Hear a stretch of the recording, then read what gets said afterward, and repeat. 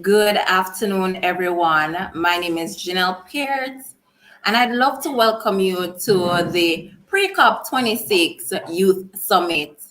I am your host alongside my awesome co-host, Khalil Bennett, and we just want to thank you so much for joining us for day one of the webinar series. We are representatives of the Jamaica Youth Council. We are representatives from the Jamaica Climate Change Youth Council. And our main goal as the Jamaica Climate Change Youth Council is to raise awareness among the youth in an effort to combat climate change. Climate change advocacy is one way in which we achieve this. For this youth summit, we would like to highlight the support of the European Union, the British High Commission, and the United Nations Development Programme in an effort to successfully reach out to our audience. We are grateful. Over the next 2 days, we'd like to focus on climate change with the title being Save the Earth That Serves Us. I'll now turn over to you, Khalil.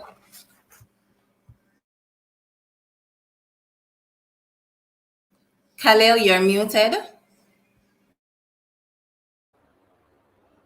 So good afternoon, everyone. As stated before, my name is Khalil Bennett, and I'm here with late Mamdeen and Janelle Peart as co-hosts. And we are here with Save the Earth That Serves Us. Welcome to our webinar summit. And thank you for coming out, and we get the numbers up, right? So we'll go straight into it. I'm just going to share my screen so you guys can see everything that is going on right now, right? So glad for that you're here with us today.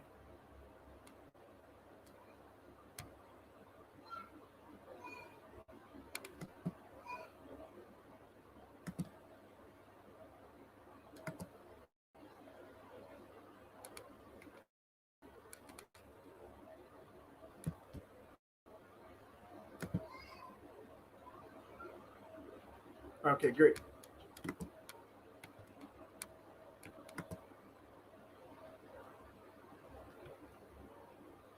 So as I said before, welcome to Pre-COP26 Youth Climate Webinar Series, right? So this will be an introduction to our webinar to Pre-COP26. Pre-COP26 is a general summit where all countries in the world or nations come together and they discuss climate interactions regarding their respective countries for everyone, right? So as I said before, we are part of the Jamaica Climate Change Youth Council. This Climate Change Youth Council is a subset of the Jamaica Climate Advocacy Board, right? And we are Group 1 Middlesex. We are tasked with having a small project, but we want things big. So we plan to make things bigger than what it is. That's why we have this webinar summit, and we are putting it out there, right? So let's start with a quote. Climate change is real. It is happening right now. It is the most urgent threat facing our entire species, and we need to work collectively together to stop procrastinating. Famous words by Leonardo DiCaprio. Anybody watches Titanic? You must sure have, right? So this is pretty much self-explanatory, where we have to realize that climate change is real and something has to be done about it. It has become a matter of high priority, right? So let's get into the meat of the matter. So first to note, we have to spot the difference between weather and climate, right? So weather is a short period of atmospheric conditions such as wind, temperature, or rainfall. Everybody understands weather, right? We can be right now, it's hot and sunny, and then boom, rainfall, right? And this happens for about 15 minutes, maybe longer, right? While climate change, on the other hand, is a prolonged state of atmospheric conditions like rainfall and temperature of a given area. And an example of this is, polar climate, or we in Jamaica now, we are in a tropical marine climate. So the common denominator in this is that weather and climate is time. So this is a big concept. Climate change is a big concept, right? The primary factors that influence climate change are, natural occurring phenomena such as volcanic eruptions and orbital variations such as, the rotation of the Earth or how we revolve around the sun, right? And then we have natural induced, human-induced activities. So these are, how we interact with the Earth and impact it as well, right? So right now we are currently in the anthropogenic period. So the anthropogenic era, we are in the anthropogenic era. So according to the National Geographic in 2019, the Anthropocene is a period of time during which human activities are impacting the environment to constitute a distinct geological change, meaning we impact the Earth with our decisions, right? So during this period, the Anthropogenic era, it is generally thought to have begun in the mid-1700s. This is the period of the Industrial Revolution. As you guys would know, the Industrial Revolution is where Eureka, we spot differences in technology, highlights in our technology and highlights in vast intellectual mindsets, right? So this is the period of in the Industrial Revolution where carbon dioxide levels and methane levels began to skyrocket. So since the Industrial Revolution, greenhouse gases are the gases that retains the heat in the atmosphere, right? So it keeps the Earth warm and habitable. They have been increasing. As you can see, rising CO2 in the atmosphere through human activity, the burning of coal and fossil fuels, deforestation, the increases of methane in the atmosphere, landfills, agriculture, livestock, through other gases such as through chlorofluorocarbons from aerosols, the spray bottles, through carbon monoxide from the petrol vehicles that we drive, right? So moving on, an image is worth 1,000 words. As you can see here, this graphic below highlights the rising global temperatures taken by different climate data centers, right? As noticed, all data sources are displaying the same trend. As you notice, since 1980s, the late 1900s, the global temperatures has made a sudden spike. And since the industrial period, the Earth has warmed about 1 degree Celsius globally, right? So from then till now, 1 degree Celsius, and it keeps on rising. So as a result of this, this is an abundance of the potent greenhouse gases such as methane and carbon dioxide, which cause massive changes in our climate. And some of the most noticeable ones are, the rising Earth surface temperatures, global sea level rise. This is where, the polar and the Arctic and the Antarctic, the ice cap begins to melt, right? Melt. Global sea level rise, and then you have changes in rainfall patterns. You have more unpredictability, so you don't really have a rainy season anymore, right? More unpredictability and more extreme weather. You have intensified storms. So as a result of these changes in our climate, it costs us northwards of $23 trillion globally. That is a lot of money, right? So climate change are affecting lives and livelihoods. It impacts our health, our agriculture, forestry, water resources, coastal areas, and wildlife. Everything is affected in the 4 spheres of the Earth, right? So in Jamaica, we have experienced some massive impacts of climate change, right? So we have a large coral bleaching event in 2005. Coral bleaching is where the air and sea surface temperatures becomes too hot and the corals itself expels algae and they lose their vibrant colors and become a pale white, right?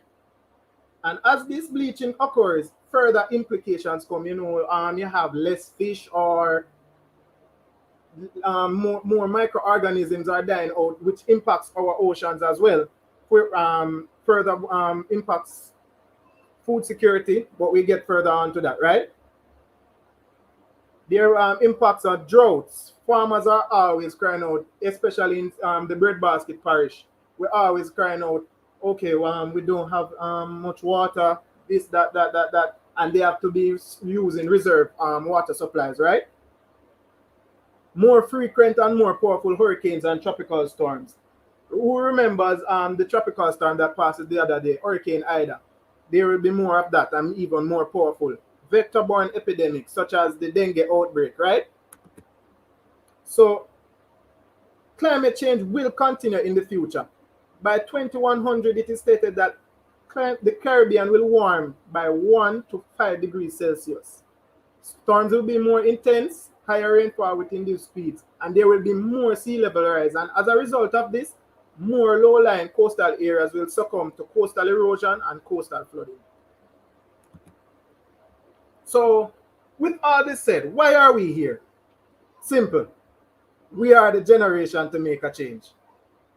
There's a need for us to adopt mitigation and adaptation strategies, and we have to come together. And as said before, as Leonardo DiCaprio has quoted, there's no time to procrastinate, right? So this is why we, the Jamaica Climate Change Youth Council, youth affiliate of the Youth Jamaica Climate Advocacy Board, we are here to raise awareness about climate change and its consequences in society, right? We are here to target Jamaican youth. We are open to everyone, but our target is Jamaican youth. We have to start from young, right? We have to start from the youth. We are the generation to make a change. We have to combat the effects of climate change. And in the same breath, we have to breathe, cherish, and appreciate what we have. So what we hope to accomplish. There are a lot of things we want to accomplish, but our main goals is to, for this summit, for this Pre-COP26 summit, we plan to take an educational approach in highlighting the impacts of climate change in our important sectors of society.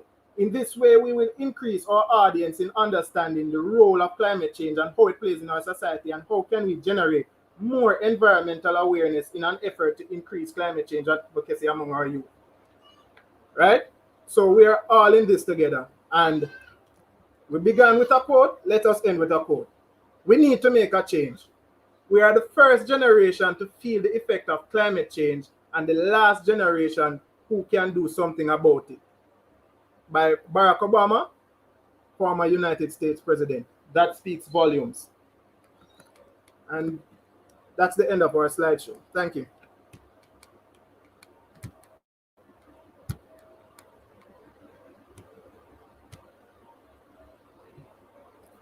Thank you, Khalil. Before we get any further, I just want to let you know that if you have any questions, you can leave it in the comment.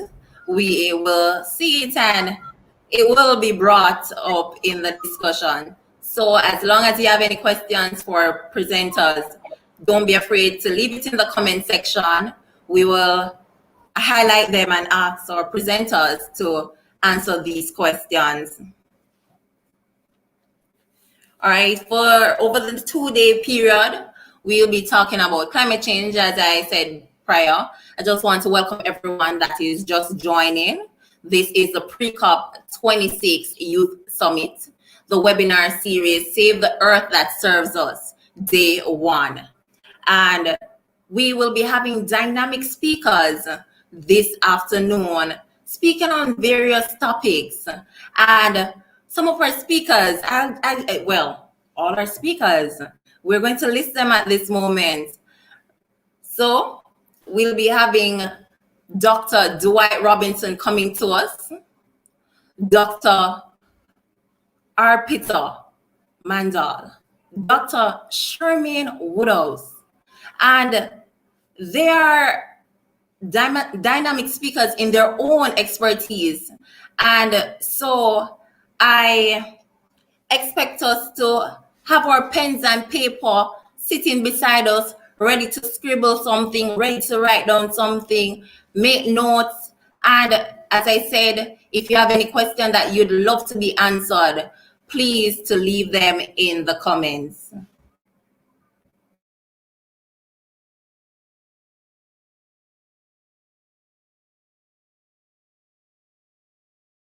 right now, Khalil.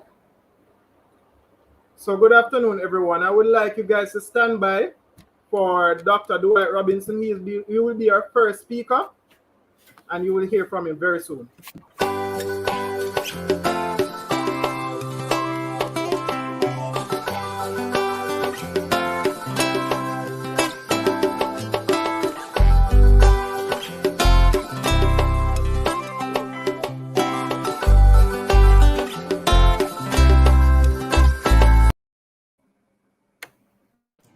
Good afternoon, Dr. Robinson. How are you? Hi, good afternoon. I am fine. And how are you both doing? I'm not good. doing too bad. All right, great. All right, so Dr. Robinson, I'd like to introduce you at this moment, and here we go into it before you do your presentation. Dr. Dwight Robinson is a senior lecturer and head of Department of Life Sciences in the Faculty of Science and Technology at the University of the West Indies, Mona campus.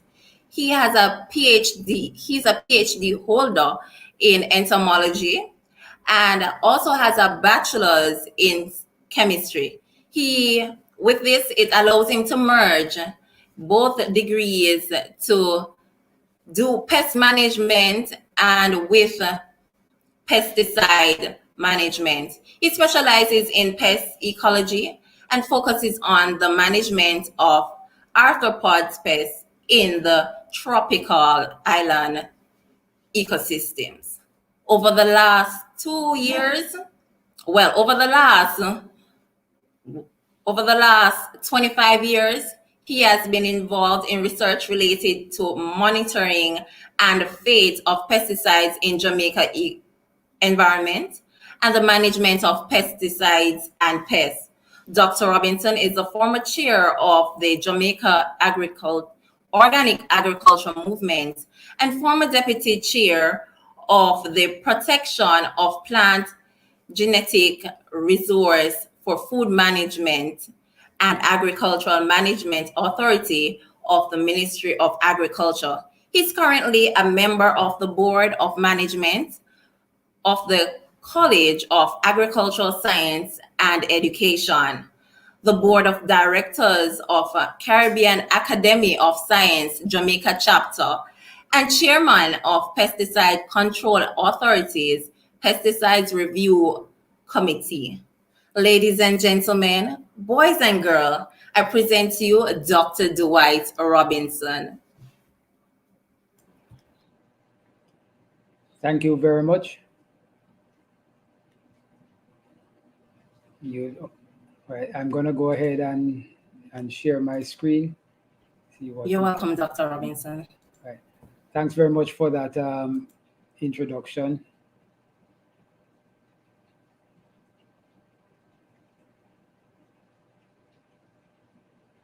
Right. So you have to forgive me as I try to get my screen sharing on. Let's see where we are. Okay, good.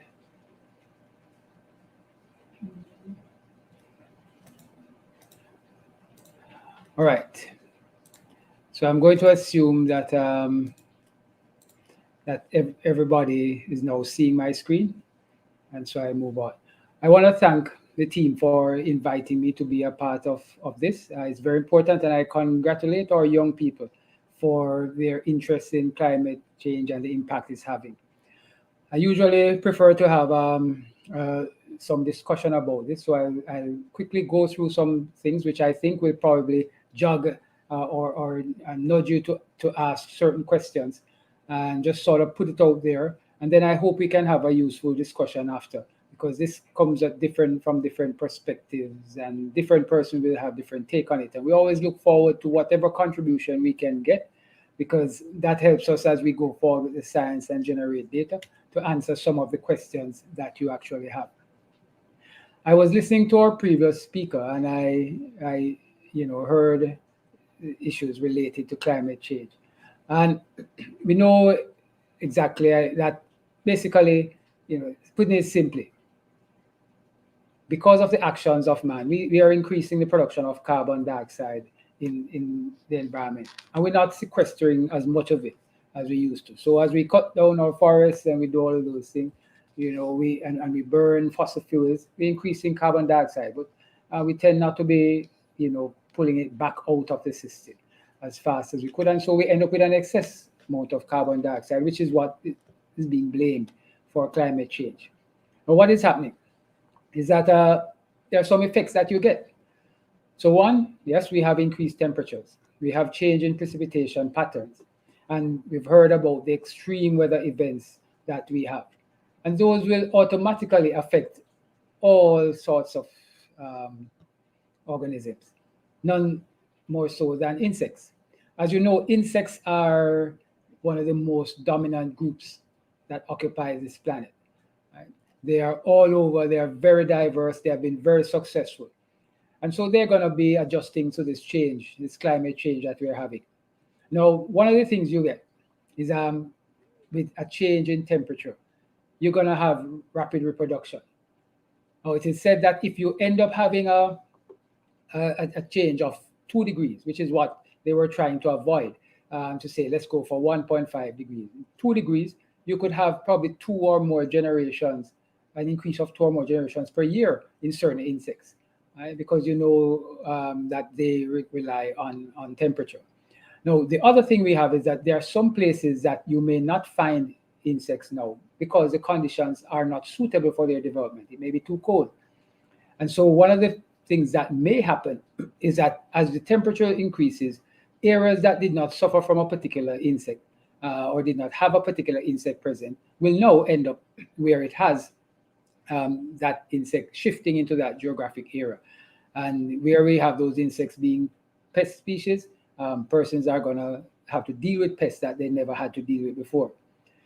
And then another thing that comes out from climate change for insects, it increases their survivability and their survival rate.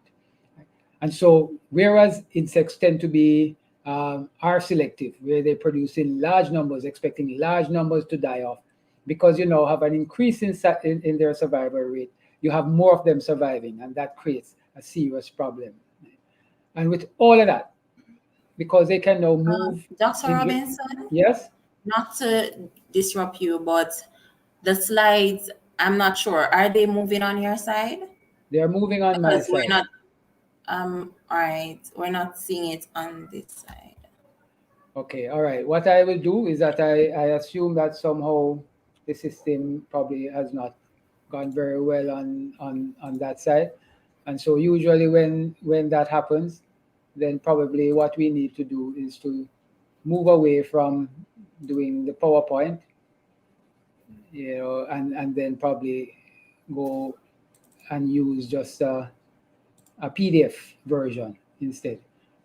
So in that way, we should be able to go. So I'm going to instead use a PDF version, so we won't have all the fandangles, but we should be able to see what it is I'm talking about. So let me go again and see how we can work that out.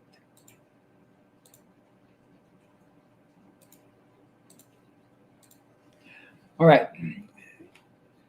So now I'll do it PDF version. Sometimes our technology fails us a bit. So just let me know if this one is going and if you can see the movements. We are on par now. Yes. All right, good. Right. Yeah, sorry. Technology fails us sometimes. All right. Right. So I indicated all the different things that and how it will have an impact on insects. So I was going through all those areas. Now, the whole thing with temperature, and I wanted to indicate what happens with temperature. We know that insects are what we call poikilothermic, which is cold-blooded, and so they rely on external temperature for them to go through their metabolic process and reproduce. Now, they require a fixed amount of heat to complete a life cycle. Right? And so where the temperature increases, as temperature increases, they go through that life cycle much faster. And if you look at the graph that I'm sharing with you, where we're at 10 degrees Celsius, it could take some species close to 70 days for them to complete a life cycle. But by the time we get to 25 degrees, that is lowered to 20 days. So we can see that changes in temperature will allow them to complete the life cycle much faster. And that is why you have a situation where because it completes the life cycle much faster, you're going to have many more generations in a fixed time. And if that organism is one that has attained pest status, that is a pest, then of course you're going to have to put up with that situation more and have to intervene a little bit more in that one.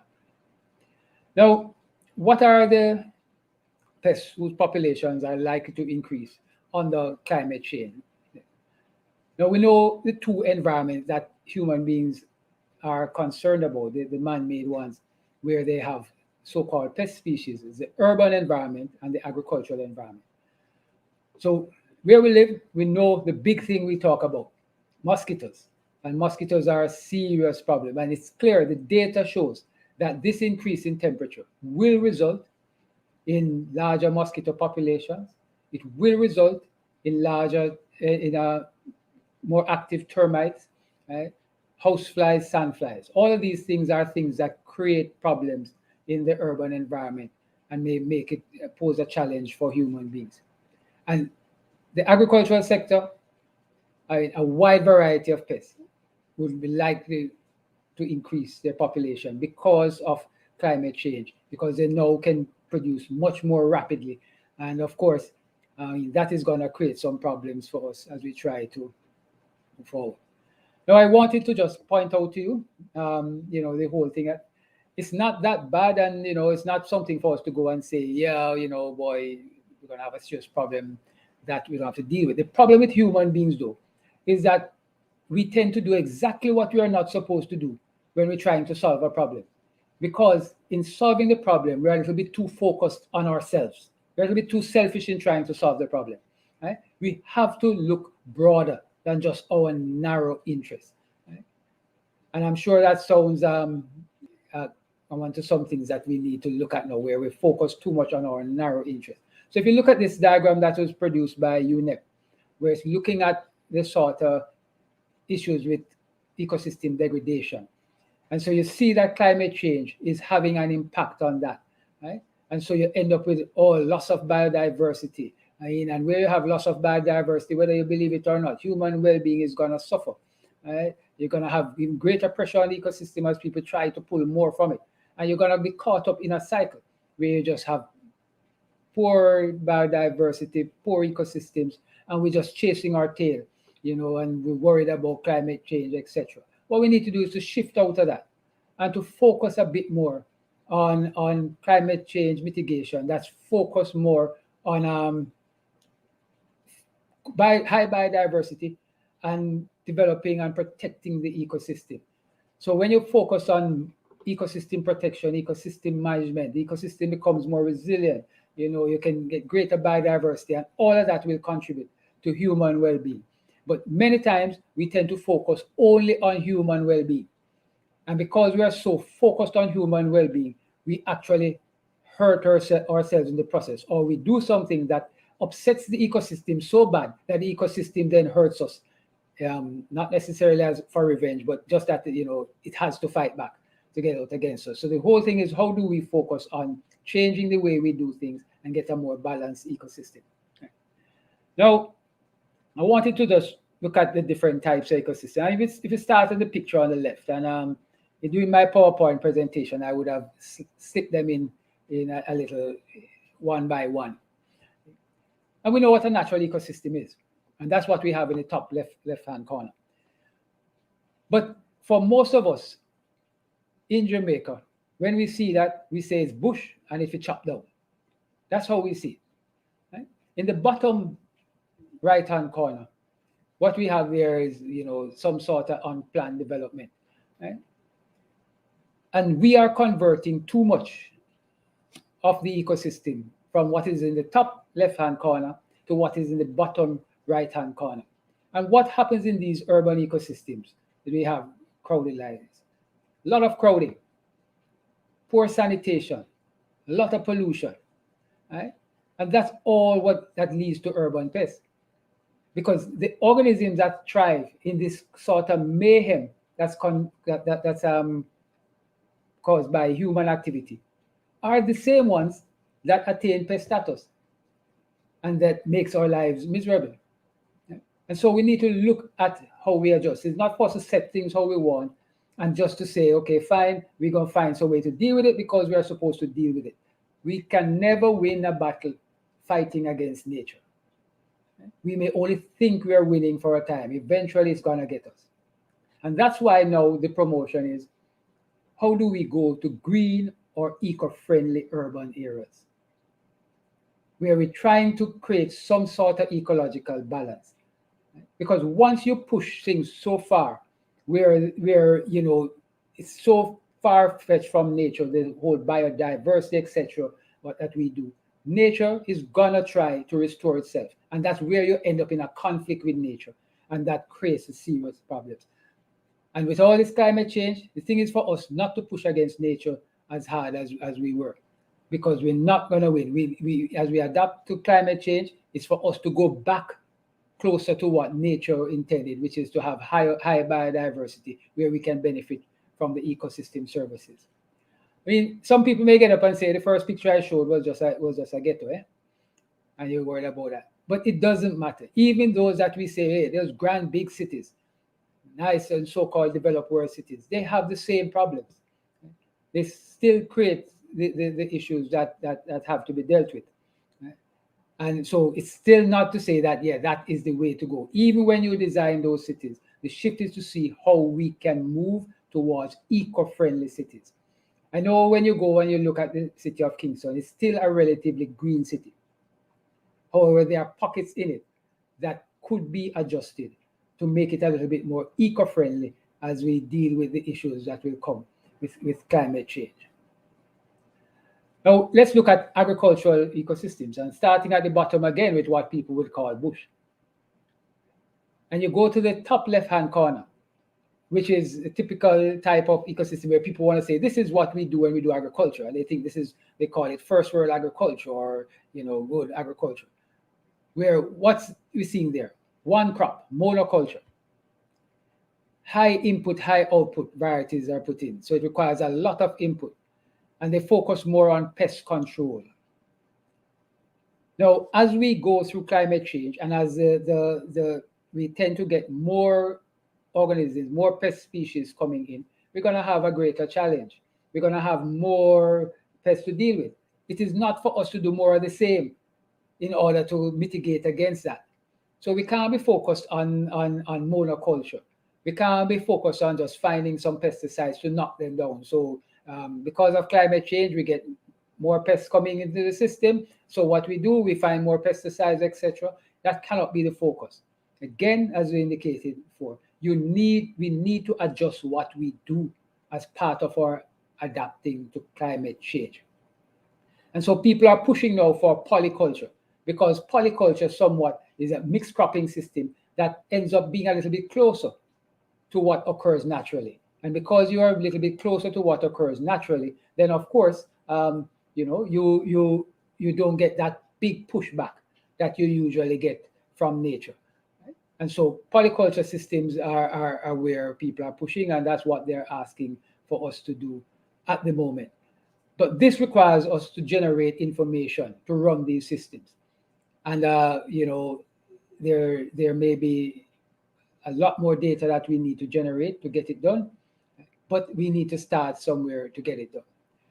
So let's just quickly look at what it is we need to do if we want to move towards this climate smart pest management. What are the changes that are required? The first we need is a change in the mindset. This whole issue where people actually feel that the only organism that matters is the human beings. We have to change that mindset. We have to realize that we are just one of many organisms that occupy this planet, and we are a part of a team. And because we are the most intelligent and the most advanced, then of course we need to look out for the other organisms, because we sit on them. We are at the top of all of that. Nobody builds a house and you focus on the roof. You focus on the foundation. So while we are the roof, we need to look at what that sits on. And so we need to see all organisms as being important. And that's why we have to look out to protect this earth by ensuring we maintain biodiversity. We do not put it under stress. Now, I remember I've gone to places and I've heard people saying, listen, we are going to destroy this earth because of what we are doing. And I recall one person saying, no, you cannot destroy it. What you can do is that you can push it to the point where it destroys us in order to restore itself. We need to start thinking like that. That for us to be okay, the earth needs to be okay. We need to be okay. This concept that every plant that I don't know what it does or what it is dispensable and it's bush and we should chop it down, fine. We don't know how the whole thing works. Despite all the information we have, there's a lot more that we need to get to determine how an ecosystem works. And so what happens is because we don't know, we allow it to be. And then, we can benefit from the ecological services it provides. If we change the way we think, the way we go about it, then of course, our actions will then change. And so we will not proceed the way we normally proceed. We will not go and just take out things because we can. We will not feel that if we're gonna go and we're gonna plant a crop, that we should just flatten the place and put in just the crop that we need. Right? We would not determine that we're gonna flatten somewhere to build a house and then we put a few pretty plants that we like. Right? Because in this era of climate change, those actions are going to create bigger problems for us. And we have to see where we are dwelling as ecosystems. So we're setting up an urban ecosystem. We're setting up an agricultural ecosystem. So while it may be in the urban ecosystem, yes, you're providing a dwelling, it's not a dwelling that you push everything down and you pave it, or you only have one species of lawn grass or you find a few plants present. We need to understand how we start designing urban spaces that are genuine urban ecosystems that contribute to biodiversity and lowers the carbon footprint. Same thing we need to do for agricultural ecosystems, right? Where we have to look at polyculture and how we design these ecosystems so that we get ecological balance. A pest organism ends up being a pest because it's nature's way of restoring an imbalance. And so the very business of putting down one single crop, nature sees that as an imbalance. And so a pest species comes about to restore the balance. We should not be setting up systems that cause nature to try to restore. Balance it before you get to that. And it's going to be more challenging under climate change. And so we need to get back to those basics. Finally, let's just remind you of what these changes should be. For agricultural activity, we need to reduce our carbon footprint. We can't keep doing what we did that got us where we are and think that's not going to solve the problem that we're having with climate change. And changing our agricultural system will actually help to lower our carbon footprint. We need to balance, to get a more balanced urban ecosystem and an agricultural ecosystem. So when we're designing these systems, let us look in the urban space, what increases biodiversity. Too many times, we notice people designing an urban space and they go into an area that has some lovely permanent trees and they push them down, trees that are 50 years old, because they think it must be flattened. How do we change our approach to building to realize that we are just putting something in the ecosystem rather than that we are adjusting and creating a particular type of ecosystem, a man-made ecosystem that has all the issues and that's going to suffer from the increase we have in pest numbers because of climate change. We have to look at all the biological cycles and take advantage of them, use them. The way we dispose of our garbage, etc. Nature always recycles things. Let us look at how we deal with that. Right? Because as you indicate, you don't dispose of it well. I mean, all the organisms that survive off the garbage are going to be having many more generations, and so you're going to have a serious problem with that. Right? We have to look at how do we improve our soil and the organisms in the soil. Right? Just ensuring that that ecosystem is good, because you're going to get from that the ecological services that's going to help you to balance your pest population. It is not for us to manufacture more pesticides and throw it at everything we see out there that we don't like. That would just be creating a bigger problem. You cannot, as I said, solve the problem by doing what we did that got us to this place in the first instance. On the agricultural side, we have to focus on mixed cropping. So we can't be monoculture, can't be just one field of everything. We try not to disturb the ecosystem by not tilling too much. We have to focus on crop rotation, and we have to look at plant covers. All of this you're doing to ensure that nature does not see you as someone who is creating an imbalance. Because once it sees you as someone creating an imbalance, the tenets of nature that actually restore balance will come into effect. And as I indicated before, that's usually an organism that we classify as a pest. And under climate change, they are much more active, and they're going to be more around because this condition suits them better than it suits us.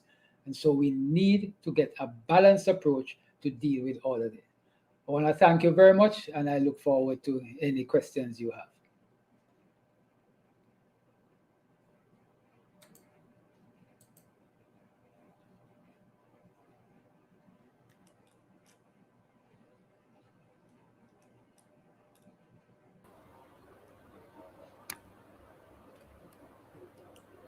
Well said, Dr. Robinson.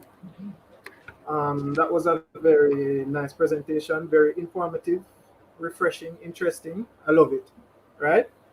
So we are now in our Q&A segment of this presentation, where some of our viewers would like to ask some questions, right? So if you have any questions you would like to propose right now to Dr. Robinson, now is the time, and he will answer it. So the first question comes from Juvel Taylor, right?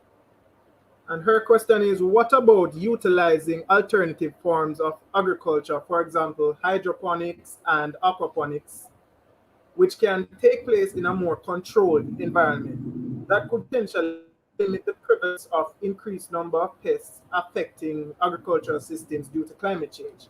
It would be interesting to see if any research has been done to show how effective this measure would be.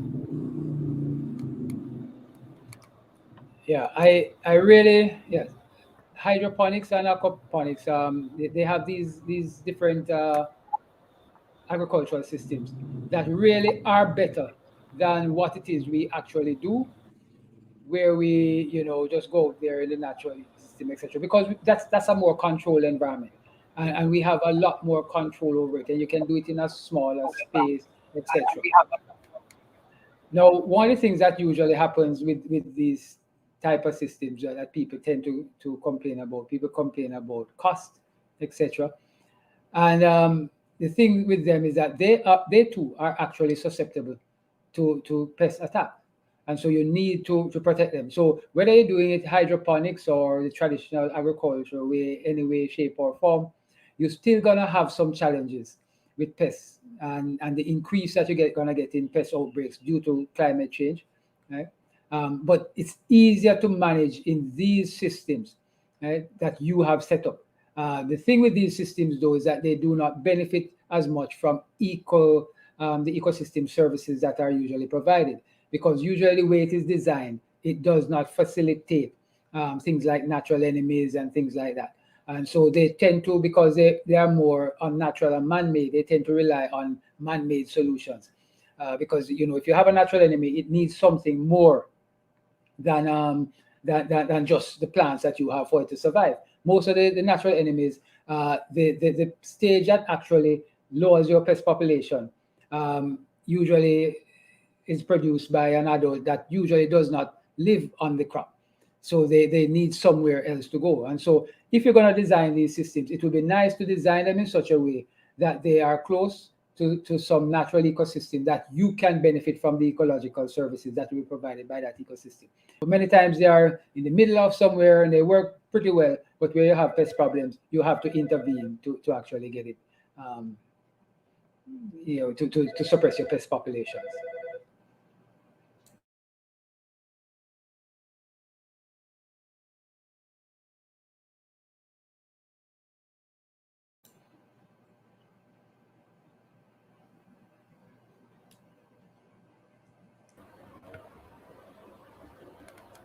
All right, thank you, Dr. Robinson. Are there any other questions anybody would like to ask or put forward for any questions to be answered?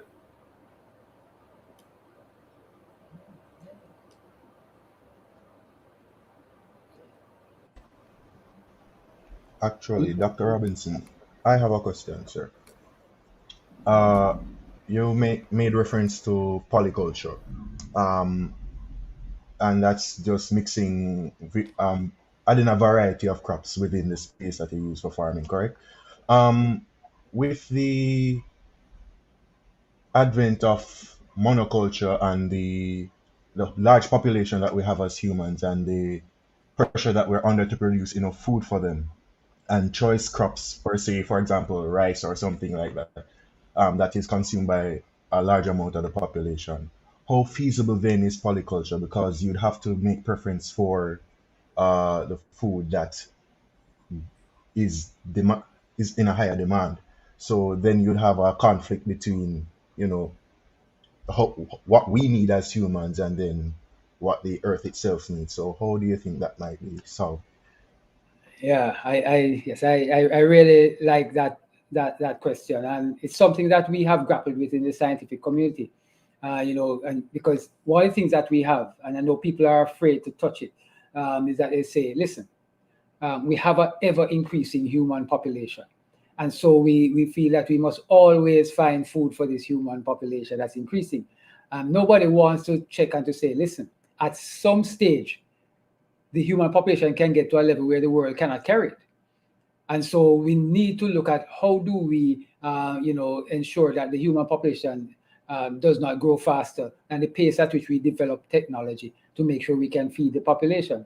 Right? Because sometimes people are, pushing to say we need to feed the population, and that is what drove monoculture and all that sort of thing. Because you can provide rice by taking out large areas, etc.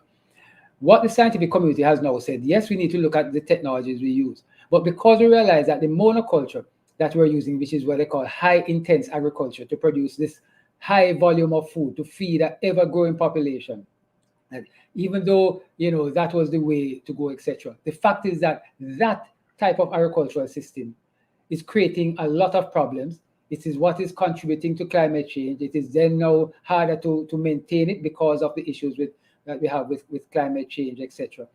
And so we need to adjust because they realize that we need to move away from this type of intense agricultural system to eco-friendly agricultural system that ends up has greater level of biodiversity, as what we spoke about, polyculture. But yes, that poses a problem. So what the community has said now, we need to accept that not only do we need to make that adjustment, but we as human beings need to adjust our diet. So we need to start to shift what it is we consider to be good food. Because let's face it, most of what we think is good food is not good food. I mean, they grow us up and feed us on rice and flour. And we think, yeah, that is a great thing. And we have some other things around. Jamaica here needs to change its diet. This thing of us, tanking up on rice and flour is the issue. And so it's now accepted that we need to look at how do we shift our diet, right? To ensure that, not that we're talking about, because we're not reaching anywhere talking about keeping the population constant or anything yet. But we think that with polyculture, right, if we shift our diet, that method of agriculture can feed the population we currently have, right? And at the same time, protect the environment, right? What happens if we go beyond that? We don't know. But right now, that's where the scientists are focused to say we need to change our behavior as human beings. And one of that is our diet. So those of us who think we love rice and we love flour, we need to start looking at that and saying, okay, and that's not for us here. All right, we need to look at the other things that grow in a polyculture type of system.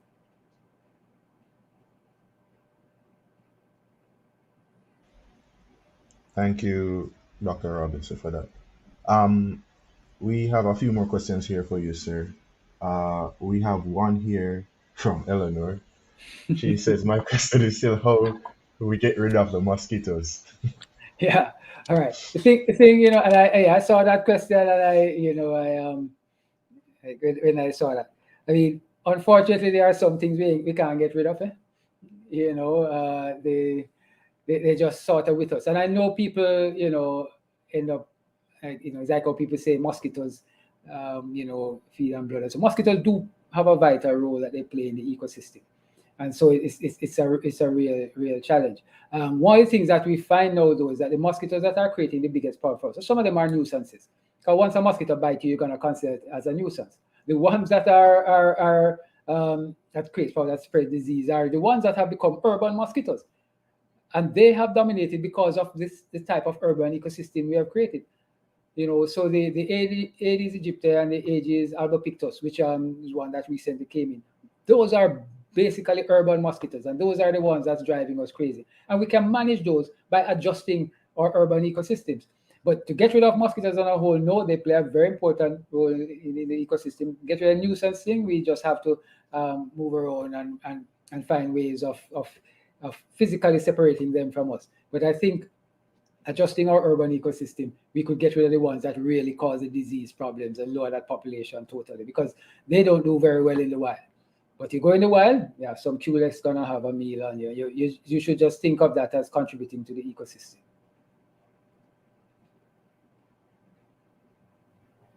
So yes, Eleanor. Yeah, Eleanor, we can't get rid of all of them. I'm sorry. Um, the next question we have here is, what do you think will happen to the bee population in Jamaica in the years to come, based on what you have told us, and subsequently the crops that they pollinate? Yeah. All right. No, yeah, that's a serious problem. All our pollinators, you know, we end up having some concern about our pollinators, because, you know, bees are not the only pollinators we have around. A large number of insects are involved in pollination. So right now they are really under some threat, etc. I expect, you know, I don't want to say that, you know, they're gonna end up not being around, etc., because they are pretty resilient, and they do respond, they do evolve with the changing times. And so I guess that, you know, they may be around, and you know, you know, if we just keep the ecosystem balanced, then we should have them, and they should continue to perform the ecological services they actually provide. The concern I have with our bees relates to the type of pesticides we are using. There are too many pesticides. There's a few pesticides around that are synthetic, that they end up in the pollen, they do sort of thing, and they create problems for the bees. And, you know, I mean, if we can lower our use of some of these pesticides, again, the focus we focus too much on those human beings. And when we assessing pesticides, people tend to assess just by mammalian toxicity, what impact it can have on human beings. Now we're pushing to say, come on, guys, look at the effect it has on our pollinators as well. Because while it doesn't have a direct negative effect, it will eventually affect us if it affects our pollinators. But I expect that our bees are gonna fight back, and all we need to do is to just reduce the pressure on them by limiting some of the toxic chemicals we use, and by actually not flattening the place, allowing ecosystems to survive. And I think they'll be all right.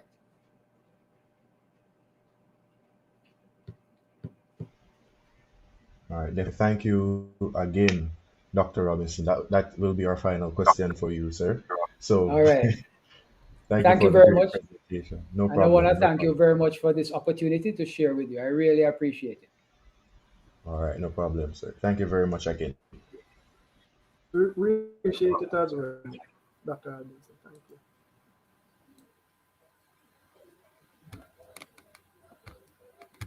So that is Dr. Robinson for you guys. So any further questions you would like to ask him, we will be able to provide his email for you, so you guys can further your questioning with him, or you can email us the questions and we'll get them to you very soon. The answers very soon, right? So up next we have Dr. Arpita Mandal.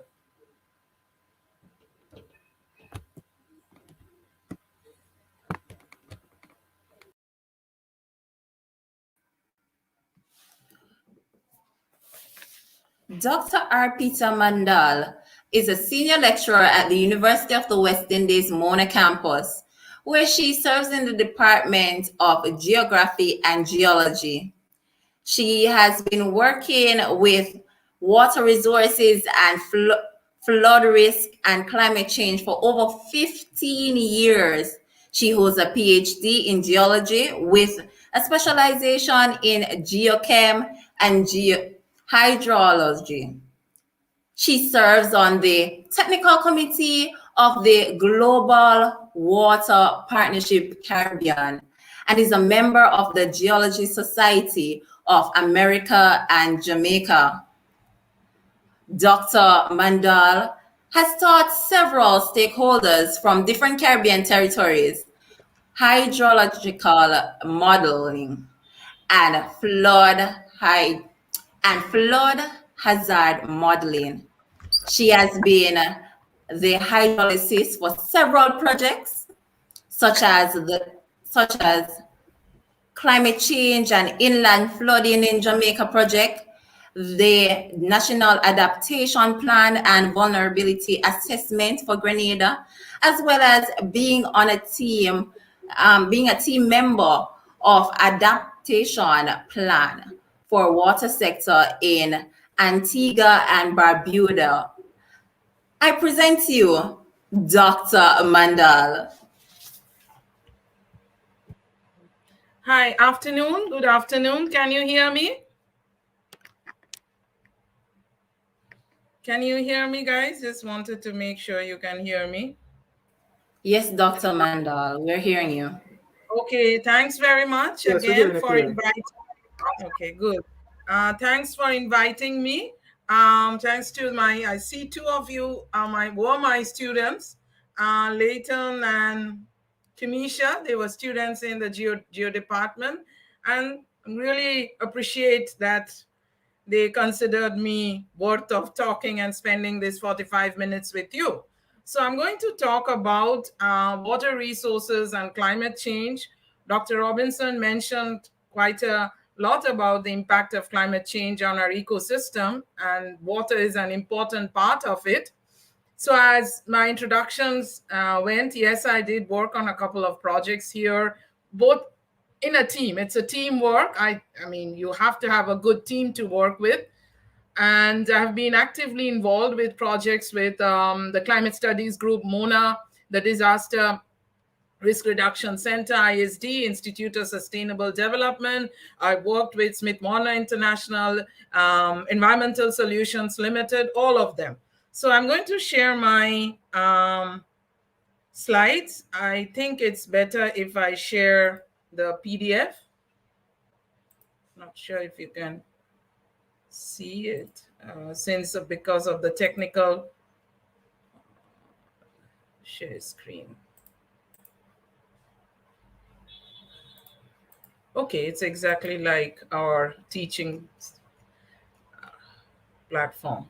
So I'm going to share, I wanted to share the PowerPoint because it's better in the PowerPoint, but I don't know if the technical glitches will affect the PowerPoint. So let me start with the PowerPoint and see if it works.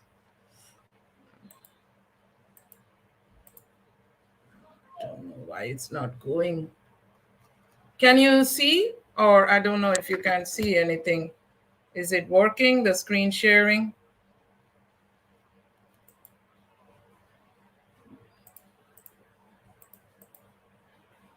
Okay. Can you see the screen? No, we cannot see. I can see it on the... I can see Okay, it on my. now. All right, so I'll move to slideshow, and do let me know if you can't see the slides moving. Can you see? Can you see the slides moving? Perfect. Okay, great. Perfect. So let me hide this little toolbar over here. You can still see it, right? Yes, we are. We are seeing it perfectly. Okay, so talking about water resources and climate change. This first title slide, I'm sure many of you are familiar where this site is located, as well as the audience. If you are in Kingston, you know what happens when there is no water, and we need to know where this water is coming from. And we talk about climate change and water. So water availability, water accessibility are very important issues. Now, this picture is from our very own Hope watershed.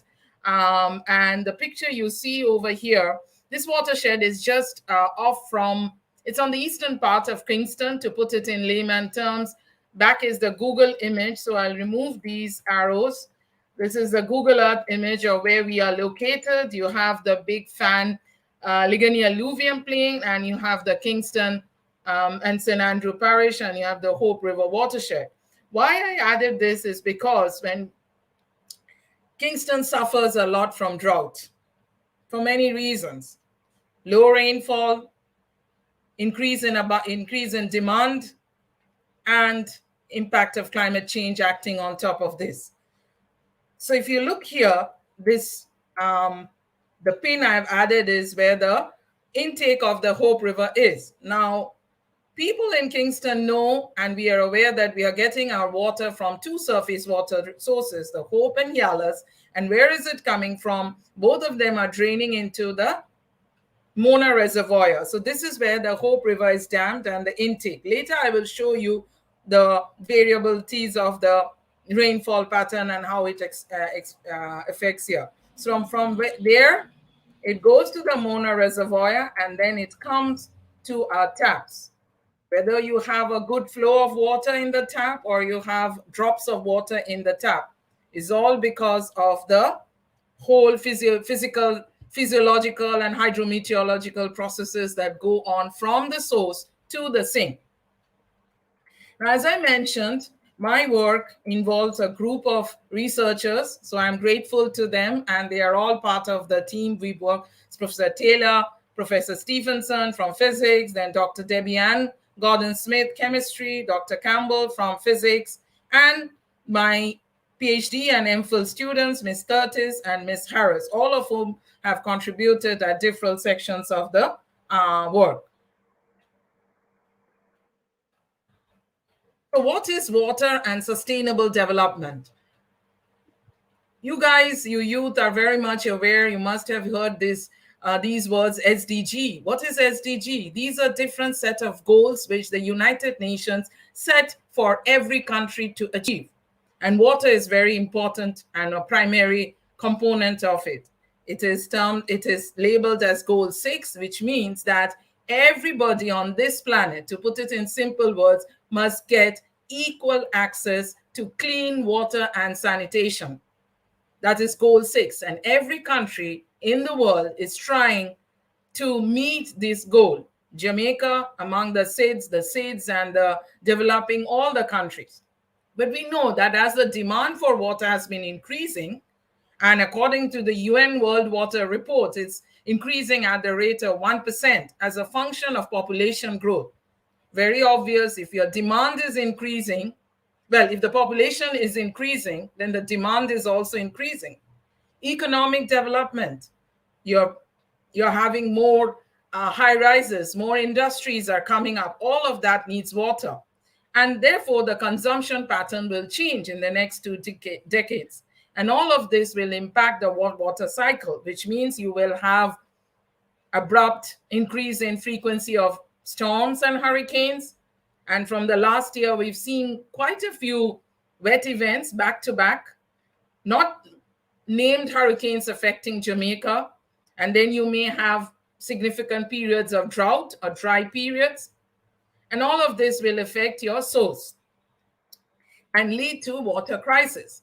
The water is our basic right, and as per the UN 2010 General Assembly, this was first laid out when they formulated these regulations that everybody should have equal access to clean, safe, accessible, and affordable drinking water and sanitation. Clean, safe, meaning you have to meet certain criteria, that is, the water quality has to meet the certain criteria set by the World Health Organization and then the different country specific.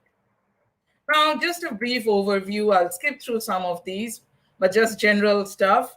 Where is most of the water we are looking for and we are fighting for located? It is essential to life. We need clean, reliable water for agriculture, energy production. 96% of this is locked in the oceans. Fresh water is only 2.5%. And of that, it's global data. Of 1.2 is the surface water and the rest is groundwater. So this 2.5% of this fresh water is what we are trying to get and trying to make sure that everybody gets 24 hours a day, clean water, clean potable water, and providing all the sectors.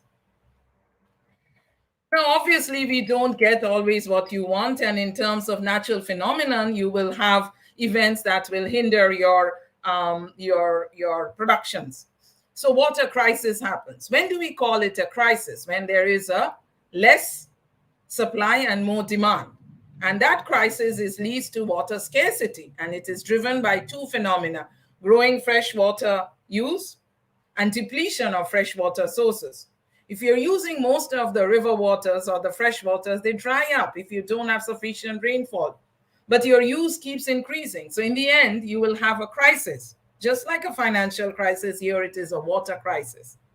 Water scarcity, the two common terms, crisis, affordability, scarcity, is a result of two factors: physical, that is less rainfall, less recharge, and economic scarcity. Physical scarcity is a result of inadequate natural water resources, and economic is where the financial part comes in, poor management of the sufficient water resources.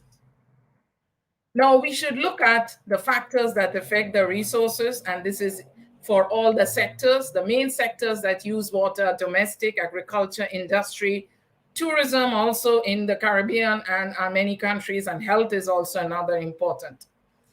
So what affects your water supply? Accessibility, affordability, that is, if you can afford clean water. Does everybody have piped water to their houses in the world? Many countries, many inner city communities, many communities of a different socioeconomic background do not have pipe water access. Sometimes it is where the pipeline is and where you're located and where the source is. Different physiographic terrains, you don't have accessibility. People have to commute kilometers to get water with containers on top of their head. So these are the factors which we are looking at, and climate change, of course, will affect all of this. Now, what are the impacts of climate change? When we talk about climate change, what is it? It's a long-term phenomenon, as you guys explained in the introduction. So we are looking at what will be a possibility of an increase in temperature or global warming will cause to the different resources. Should we get a temperature up to 6 degrees? That is very unusual. Never will. I mean, I won't say never. That's an extreme one. Now, after the Paris Agreement in 2015, we have come across with the word 1.5 to stay alive, the slogan from the United Nations COP event at Paris. What is it about? It means that if the temperature is 1.5 above pre-industrial period daily, what is going to happen? Should species get extinct? Coral reefs get destroyed? What is going to happen if the temperature increases by 2 degrees? It looks very simple. 1 degree is not a big deal. You may sound in a local day-to-day, but yes, it has a long-term effect. With sea level rising, how is it going to affect our water resources? With extreme weather events, how is it going to affect? So all of these are the impacts, and we fall under the impact sector of climate change. So water sector impacted by population growth and climate change. These are the two main drivers for the water scarcity. And in the right, you have some figures from the different climate projections. These are different climate models which have been done by scientists, and what they are seeing is an increase in temperature to the end of the century, from the last 30 years to the end of the century. What will happen if there is a global increase in temperature? Do not worry so much about the 2.6, 8.5. Those are different physical scenarios. Globally, we are seeing there is an increase in average surface temperature, whereas the average precipitation is going down in some areas and going up in certain areas. And hence, we have water stress, water quality getting impacted, variability in rainfall pattern, which means too much rainfall, too little rainfall. What is too much rainfall and too little rainfall? Too much is when you have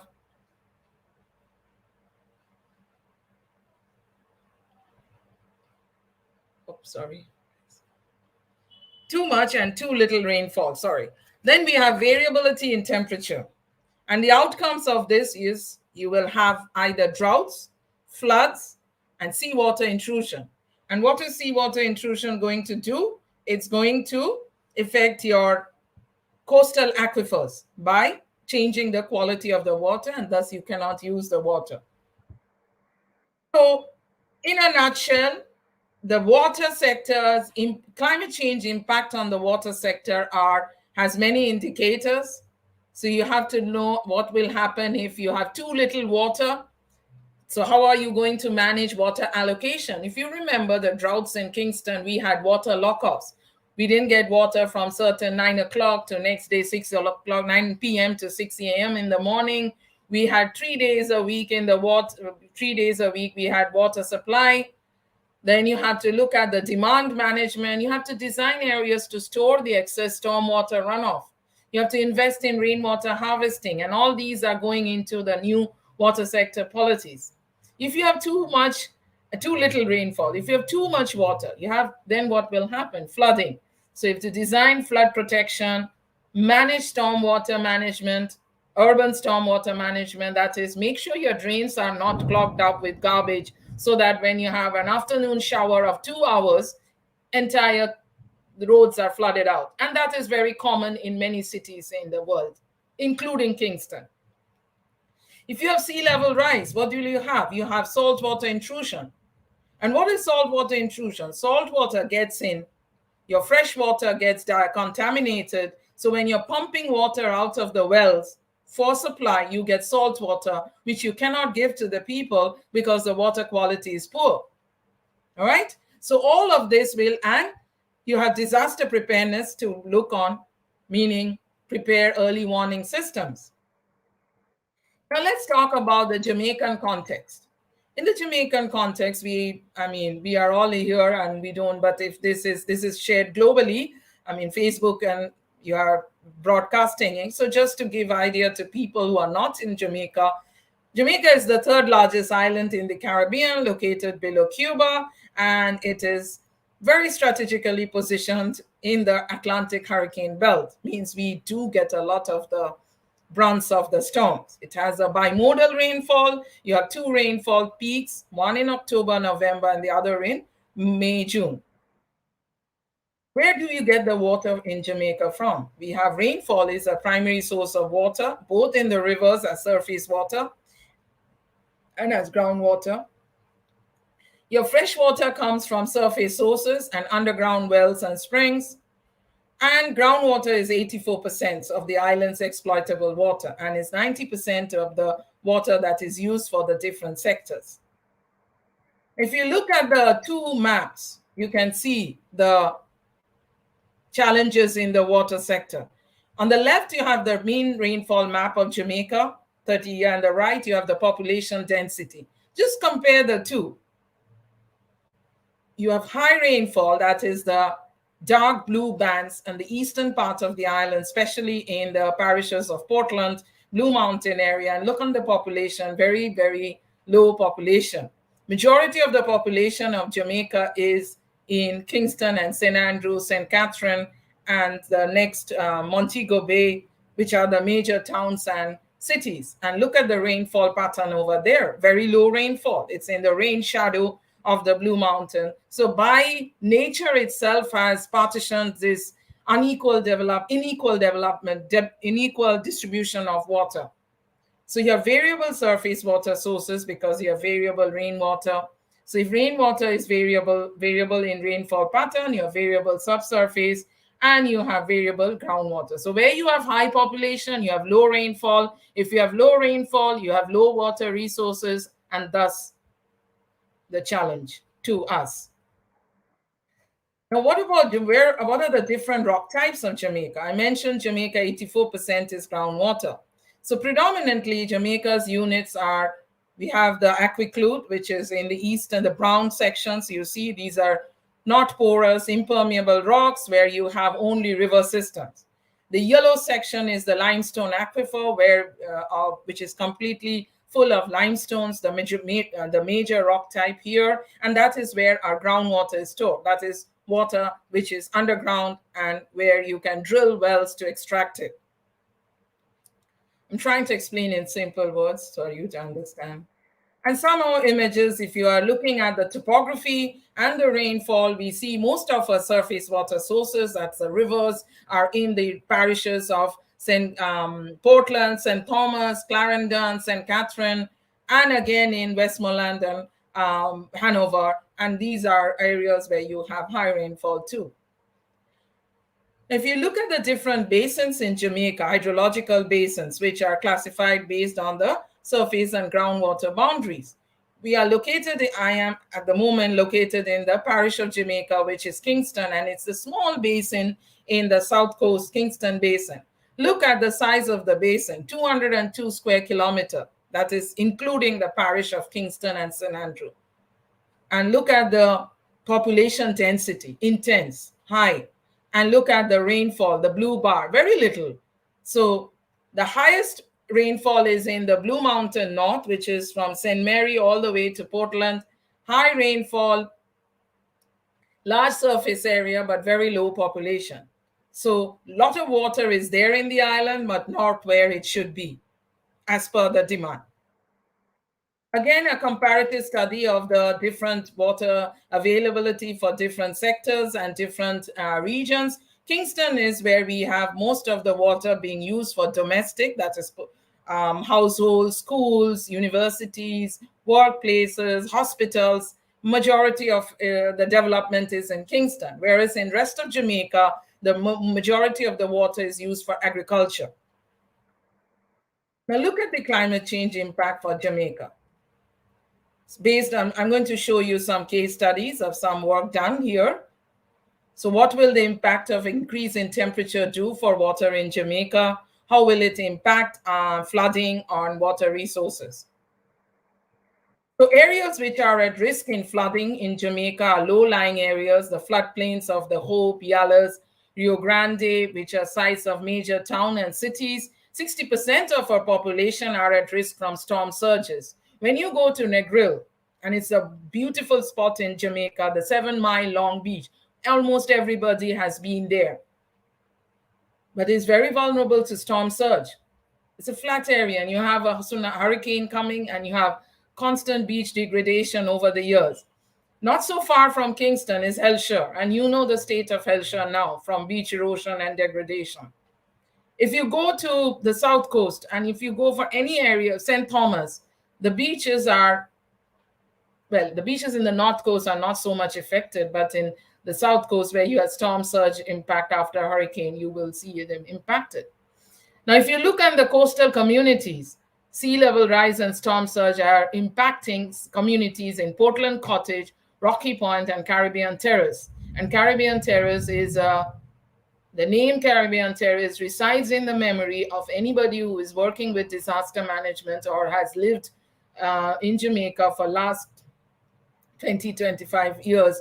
because Hurricane Ivan in 2004 damaged the entire coastal development of in Caribbean Terrace. It's not too far. It's just off from Harbor View on the just near the roundabout. You don't go to the airport, you go straight and you'll see it. It's a long stretch of area where real nice houses were set up, but Hurricane Ivan's wind and storm surge damaged it.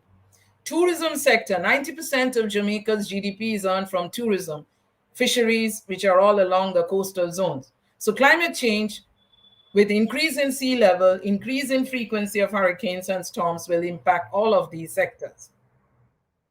And IPCC's reports have shown that there is an increasing likelihood of more intense hurricanes, which would result in increased frequency of flooding. Just last year, we know we had 2 storms, which, well, I'll come to that, so some images of it.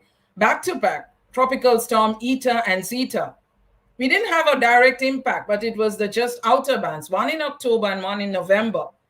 And we know the amount of rainfall and the damages that Jamaica had to get insurance payout from CRIF, the Caribbean Catastrophic Risk Insurance Forum, for the damage from Hurricane Eta and Zeta. Just off from UV, the Gordon Town Road has a major road collapse. So hydromet hazards are the major damages which the country has encountered in the longest period of time. And 77% of the disasters in the Caribbean are due to natural hazards. Some of the important events that Jamaica remembers are after Gilbert is Ivan, Nicole, Tropical Storm Gustav. These are tropical storms, remember, but they are producing so much amount of rainfall in 24 hours. Now, what is climate model? Or what is climate change model? How do we know that there will be an increase in temperature and increase in rainfall? So there are different scenarios, which were like increase in population, increase in greenhouse gas emissions, increase in radiative forcing. So scientists over the world sat down with a team, physical scientists, and they divided the globe into grids. These slides I'm presenting are from Climate Studies Group Mona, and thanks to them.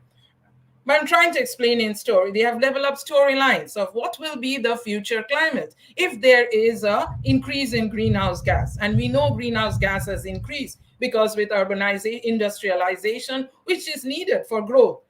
China and India, US are one of the leading producers of the greenhouse of CO2 emissions into the atmosphere. The SIDS are not. The small island developing states of the Caribbean and the Pacific do not rank nowhere near that level, but we bear the impact of it. So you divide the earth into the globe into grid boxes, different grids, and you simulate what will be the CO2 goes up in this grid in the Pacific. What will be the result? So different formulas came in and generated some equations. Long and short of it is to predict what will be the next 50 years or next end of century look like from the data from the pre-industrial areas of period of 1900. So we are looking at the parameters like temperature, rainfall, extremes, and sea level rise.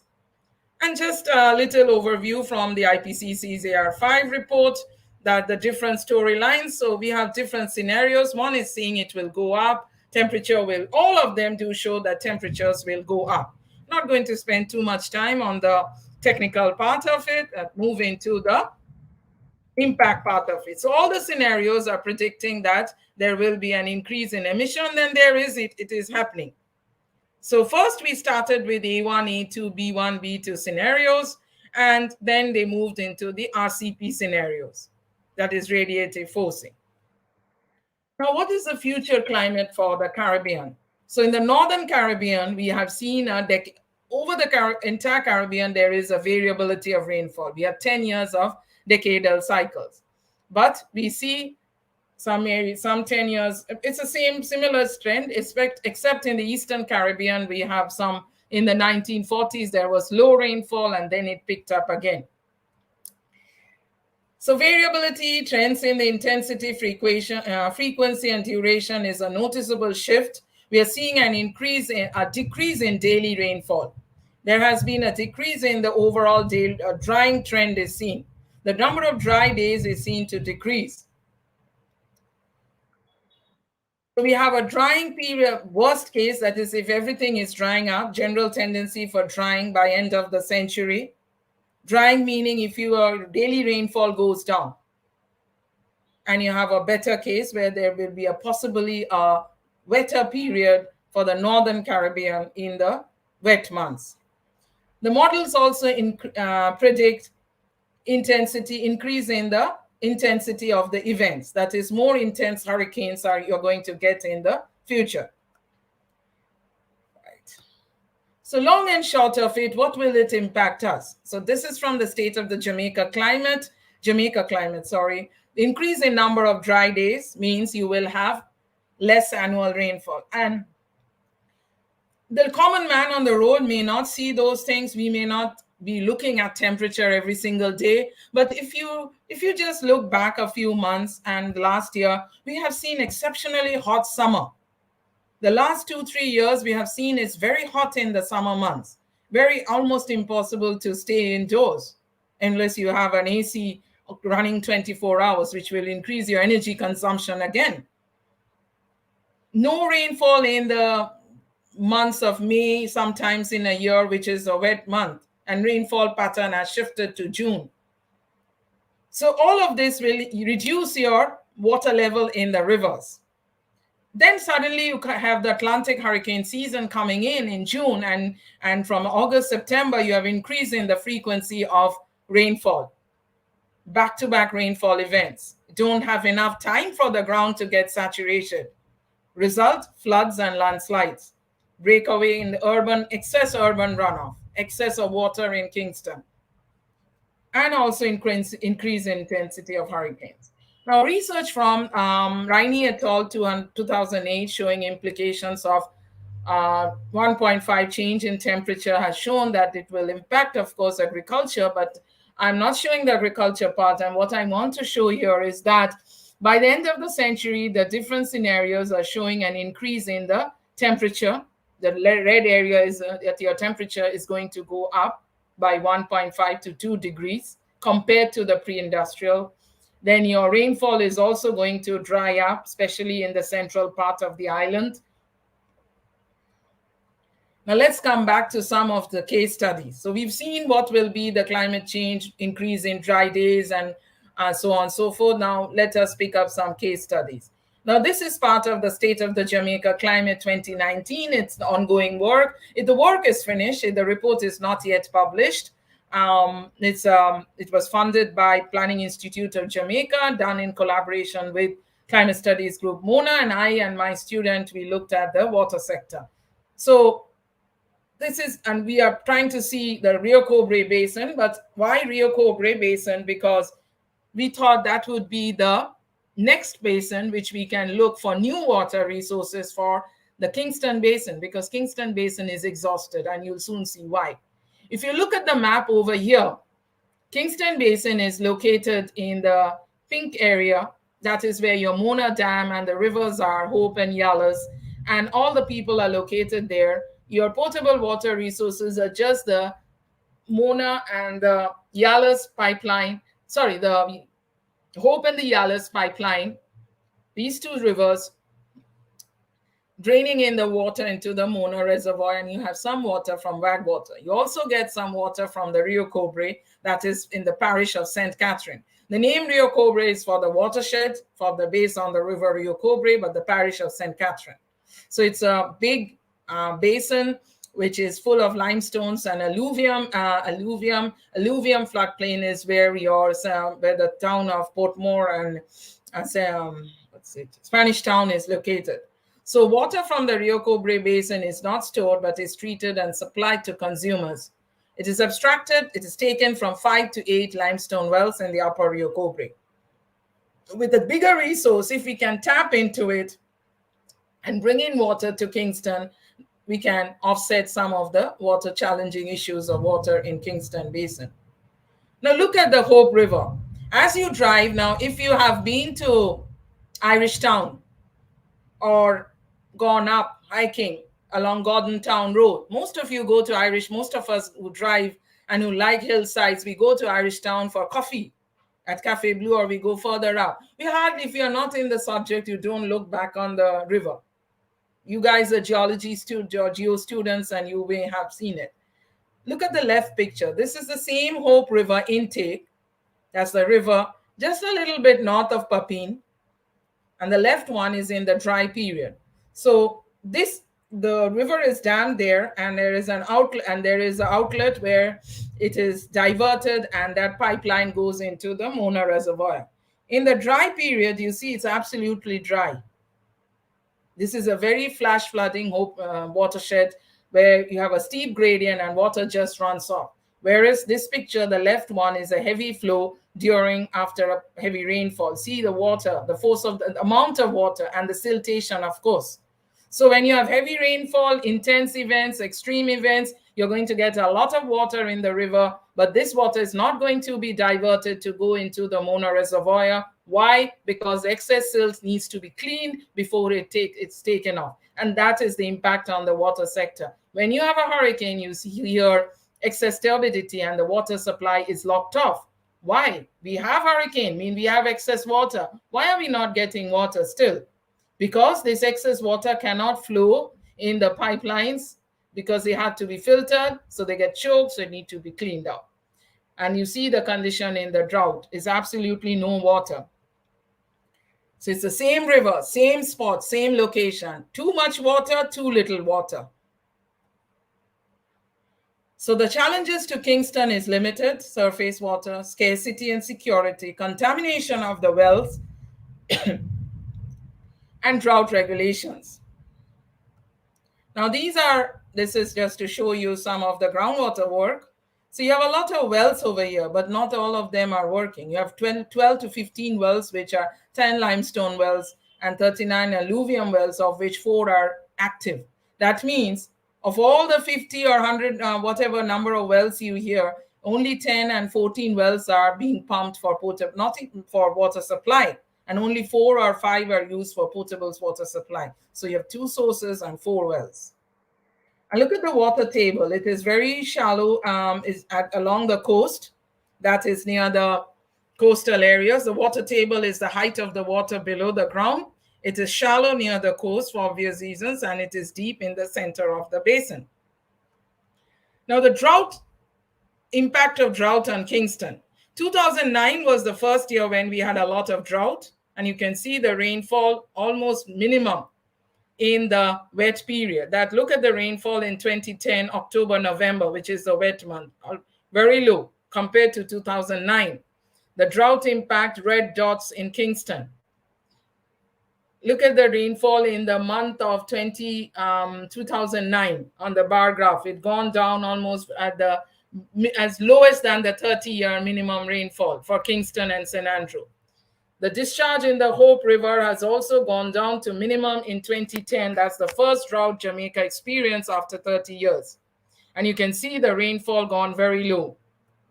The flow in the Hope and Yallows fell to less than 36% to 40% of its level. You can see the discharge in the river. The Hope and Mona filter plant decline in water level from 64 in 2008 to 36%. Very low. Extreme drought leading to water lockoffs, as we have experienced. And this condition came back again in 2015. And look at the data on the discharge in the Hope River. Very, very low, almost 10 cubic meters per second. And if you remember the picture I showed you, there's absolutely no water in the river. If there's no water in the river, there's no intake into the Mona Dam or the Mona Reservoir. Mona Reservoir dries up literally. You will have only 4 wells, which can offset some of it, and then you have to bring in truck water supply. And on top of that, you have buildings and high rises and growth happening. Why you cannot use all the groundwater? Because you have high levels of nitrate from sewage. There has been an improvement in sewage systems in the last 2-3 years, and more houses are trying to get connected to the sewage system for treatment of the wastewater. But earlier, a lot of the houses, I would say only 30% of the houses in Kingston, St. Andrew were connected to the central sewer line. The rest had soak-away pits and pit latrines, which means excess of nitrates in the underground. So it seeps, it leaks, and it contaminates the water under the ground. And you cannot use that water at all. So then that was the challenge of the Kingston Basin. So because Kingston's water is already challenged, we are trying to look into additional water from Rio Cobre, and thus the study on the climate change model. So we tried to use climate model rainfall, that is future rainfall, and see what will be the trend of the flow in the Rio Cobre Basin. We used some Swot modeling. I mean, this is research work of Ms. Melissa Curtis, and we tried to predict the future stream flow and flood flows in the river. So SWOT is basically a modeling tool. Rio Cobre is a watershed which is marked over here. So you have your parameters like elevation, topography, rainfall. You feed into this model and you generate future stream flow. So we use the rainfall data from the stations, that is over here, and we also use the climate data. That is, what is the rainfall in the climate model derived, which is where I described the global climate model, which is now downscale, meaning shortened to a regional scale. So the Jamaica is divided into grid boxes. What is the rainfall in grid 13? Just for simple understanding. What is the rainfall in daily rainfall in grid 13? Grid 13 is my Rio Cobre Basin or parish of St. Catherine. It's a square block of 20 kilometers by 20 kilometers. What is the rainfall for 2010, 2015, 2020, 2050, 2100? If we know that rainfall and we put it into the model, we can predict, this is prediction, what will be the future stream flow. So with all those things, we had seen that there is a lowering. So on the left, you have the rainfall. The blue is the station rainfall data. From 1999 to 2003 is the historical data.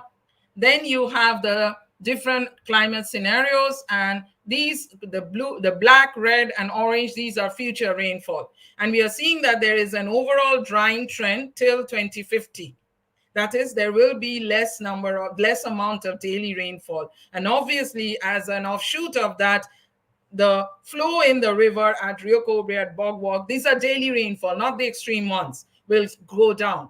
And then there is a small increase. So when you have a daily increase in stream flow till end of the century from 2015, but if you are seeing that the daily rainfall and the daily discharge is going down, the abstraction or how much amount of water you're going to take out from the river will also go down as well.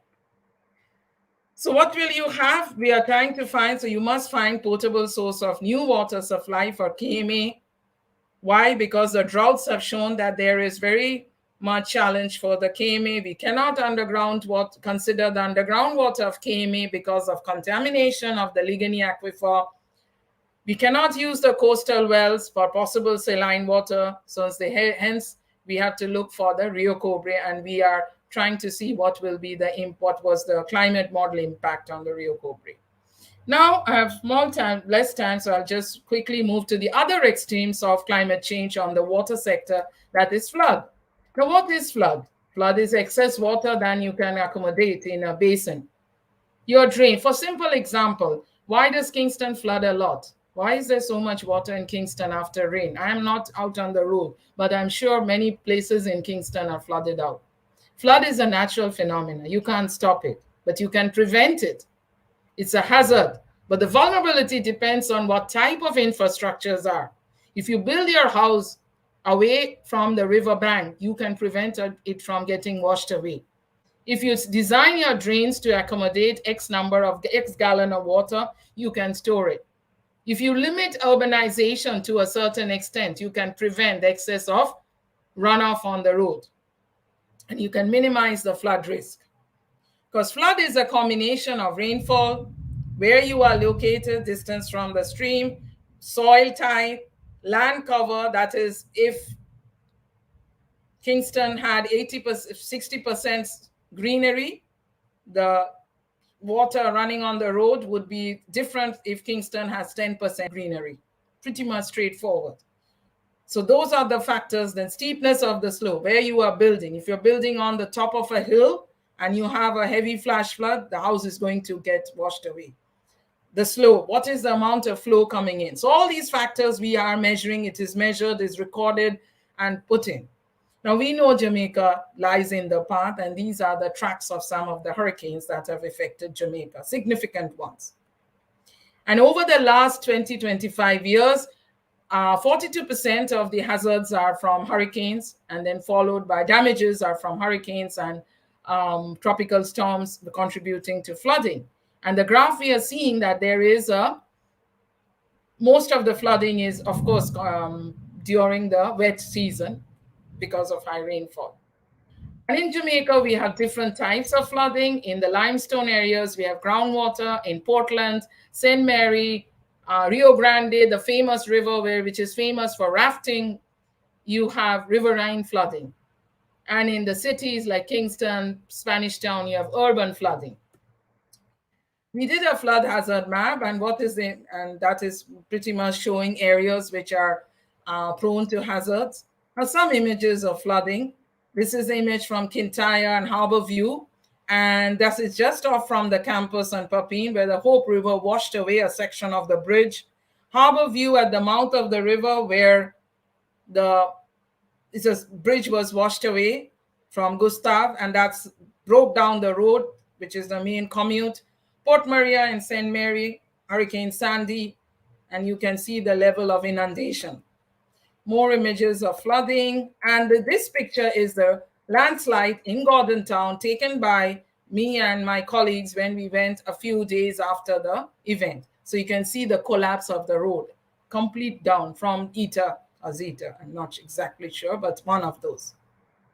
We did some flood modeling science, but I want to, in a bit of time, I will focus on this one, where we are directly looking on climate change. That is, what will be the impact of an increase in temperature on flooding. So we looked at the climate data and we tried to model, and what we found out is that we were trying to predict what will be the discharge in these locations. Which locations? Outlets A and B. Why? Because these locations are just where the flooding is. So I pointed with arrows, whatever water flows in the river at this location flows through the main channel, and that has damaged the bridge that you see over here. Enlarged view of the bridge is in the bottom picture.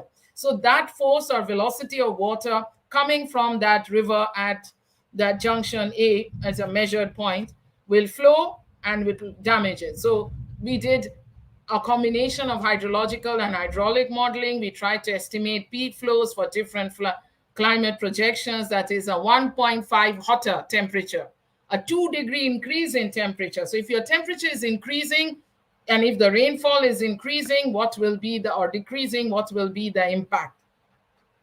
Will flooding remain the same? Yes, it will remain the same. And if yes, what will be the extent? You see the house, that house was damaged from Hurricane Gustav. So this outlet B is just north of where the bridge was washed away. You can see the section of the bridge collapse, and Harbour View is mouth of the river, and it's near to the airport. So the red areas we are seeing are, people houses are, if you look, the points are building footprints. They are all in the riverbed. So the fact that these houses are damaged because it's, again, improper planning and not building where they should be building. So they are in the riverbed, and you see again in the same case, even with temperature increase, there is no such, there is a change in flooding area, a little bit exchange, but same areas are going to get flooded. So points to be taken, yes, with climate change, peak flows will go up, peak discharge in the river will go up. So if you're having more water in the river, you will have more flooding, and all of this shows that it will affect your existing infrastructures, and we should ensure proper flood control measures, design no-build zones, and do proper land use management and avoid building on river banks. And that's acknowledgement, and thanks to all the donors who have funded me and my group and the researchers over the years, and the different agencies which have helped me with the data. It's 3:44. Thank you very much.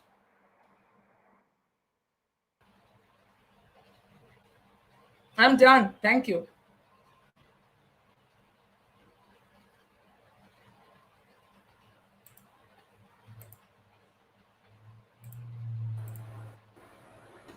Thank you, Dr. Mandal. That was very interesting, I must say. Some of the students have seen it, and Kamisha, I'll call out her name. She knows. She herself provided me with some conversations because I think she lives over there where Hope River gets flooded out. So it's not. And right now it's raining, so you may think what will happen on the roads. I just want to ask, is there any question from the audience? Because I have one interesting question, Dr. Mandal. I want to ask. So I realized that, and if you realize, you basically stated that June is the new March. Well, in some cases, if you look at it. Not the new March. March is a dry period, but the May rainfall has shifted to June. Yes. And we would have seen that we're having droughts and all these things are happening. And a lot of persons would say, okay, they can do as the earth, as they feel like they can do to the earth. And I would say this is just a subtle way of the earth giving a little backlash. Would you say it's giving us some indications that something is to come?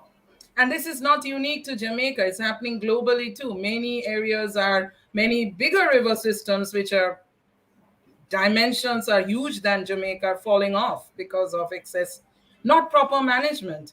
And highlighting on the water resources, Kingston suffers from water resource, right? Kingston has drought problem. I don't want to be political or diplomat. I don't count me on this.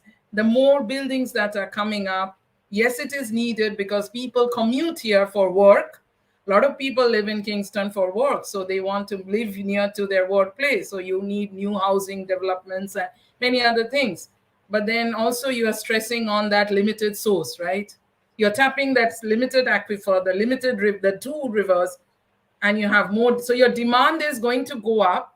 Your supply will remain the same, and rainfall will vary. So that's the equation. I hear you presenting, and I'm like, Dr. Mandal is talking, and hear the thunder coming, indications that we are about to face a few things or so, but we're hoping that no flooding happens and so forth. I see a question popping up. My friends and I always speculated that the hurricane season will be extended due to climate change. Is it something that could happen? I won't be able to comment on this because that would be for the physicists to say. So far, it hasn't changed, but it's the National Hurricane Center puts in these seasonalities from June to November because that is when the sea gets warming up. The hurricanes in the Caribbean do not seem to strike until mid-August or so, right? Because the moment it crosses we know it starts from Africa, Cape Verde Islands, then it enters the Atlantic, then it crosses the Eastern Caribbean, and then by mid-August, your waters in the Caribbean Sea starts warming up. So you have more increase in sea surface temperature from August. But I'm not sure on whether this will be extended. Maybe we have to see. Because in December, you are right, and sometimes in December, we have gotten some, not from hurricanes, but major rains, like Boxing Day rain in St. Lucia's and even in Jamaica in December 2006, which caused flooding. But it's not from hurricane, it's from troughs or cold front. Right now, with Jamaica, if you have a high intensity rainfall for 2-3 hours, it's causing flooding. It doesn't have to be a hurricane or a named storm to hit us. You know it. I notice it. I was going to ask because I hear you talk about the garbage and what that could do, but we're not really realizing that these things are causing the impact of these flooding. Not necessarily that you need to be in a lowland area or flood zone anymore. Just be anywhere and you're prone to have a flood watch being cast on your community or the location that you're in. Yeah, the drains need to be cleaned. That is universal. That is need to be cleaned, because sections of downtown Kingston, sections of Half-a-Tree, Constant Spring area, the gullies are filled, and even areas like Tinson Pen, those places, the gullies are filled with garbage.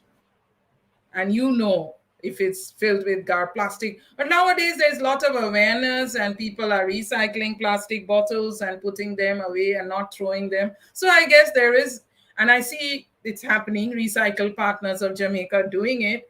So improvement is happening, and hoping that it will improve. That's all we can do. There's a question from Lisa.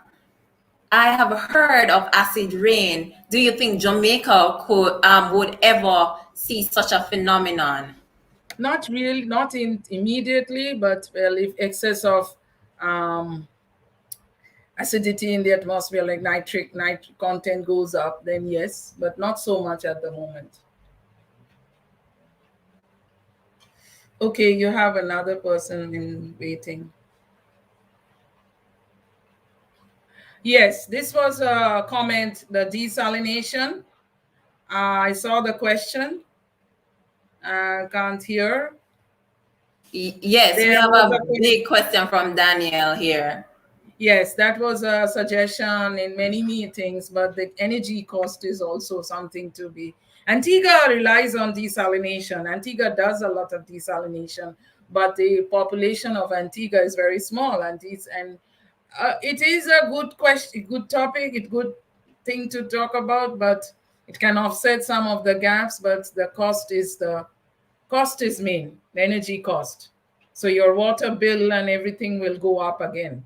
You know, right? Energy is not cheap. It's not cheap. Can we say that again? Dr. Mandel, I just want to thank you so much for coming. As you see, the audience, they're asking their questions and they're very interested. This topic was one that is very eye-opening for a lot of us, and it caused a lot of persons to ask questions. And I just want to express gratitude to you. Thank you so much for coming and to really impart knowledge onto this generation and other generations that might be listening. The youth appreciate it. On the behalf of the youth, on the behalf of the Middlesex group and the JCCYC, I just want to say thank you so much for coming and sharing the knowledge with us. Thank you so much as well for inviting me. It's a great honor to speak to, and it feels good when your students ask you to talk in a forum. So it's a good thing. So keep up the good work, and let's see what happens. All right. Thank you. Thank you.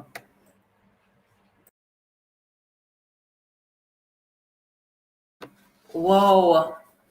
Some big discussions have been happening. Khalil, we have been having some huge discussions, and I'm sure our audience is very, very pumped and ready for action.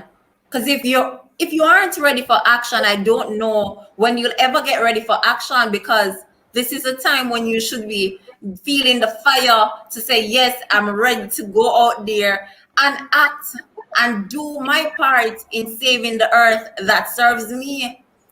But Khalil, boy, I'm not telling any lie. Dr. Mandel, she came and she talked to us, and I hope everyone here took something from that, because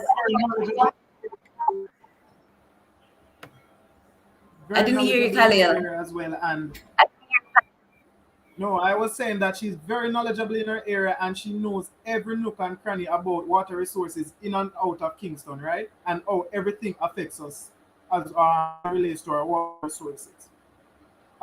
We still have more questions, but we cannot facilitate any more questions as it relates to water resources now. So we will move forward, right? You can email us. Yes, we will. To questions to be answered, and we'll facilitate you with the answers. Okay. All right, so Dr. Mandel presented, but right now we have another presenter that I'd say this presentation should be a very interesting one. So let me not waste any more time and let me introduce to you our presenter for the next session. Her name is Dr. Sharmian Woodos. Dr. Sharmian Woodos.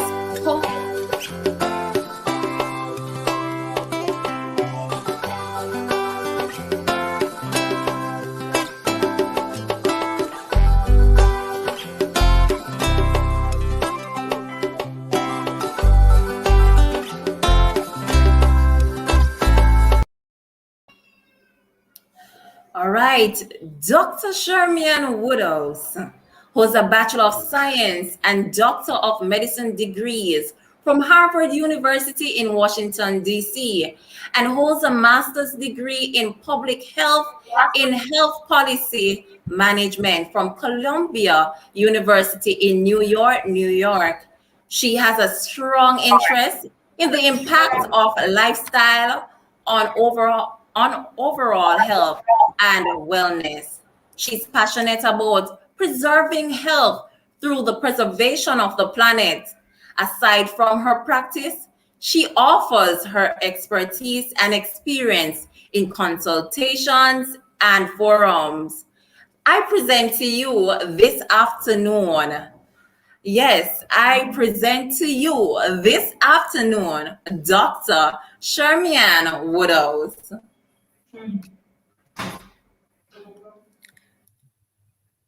Hi, thank you for having me.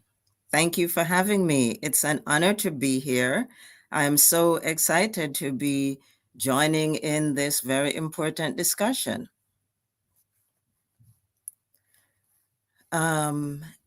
Should I go ahead and share my slides now? Is that all right? Yes, Dr. Woodos, you may go ahead, and thank you for coming.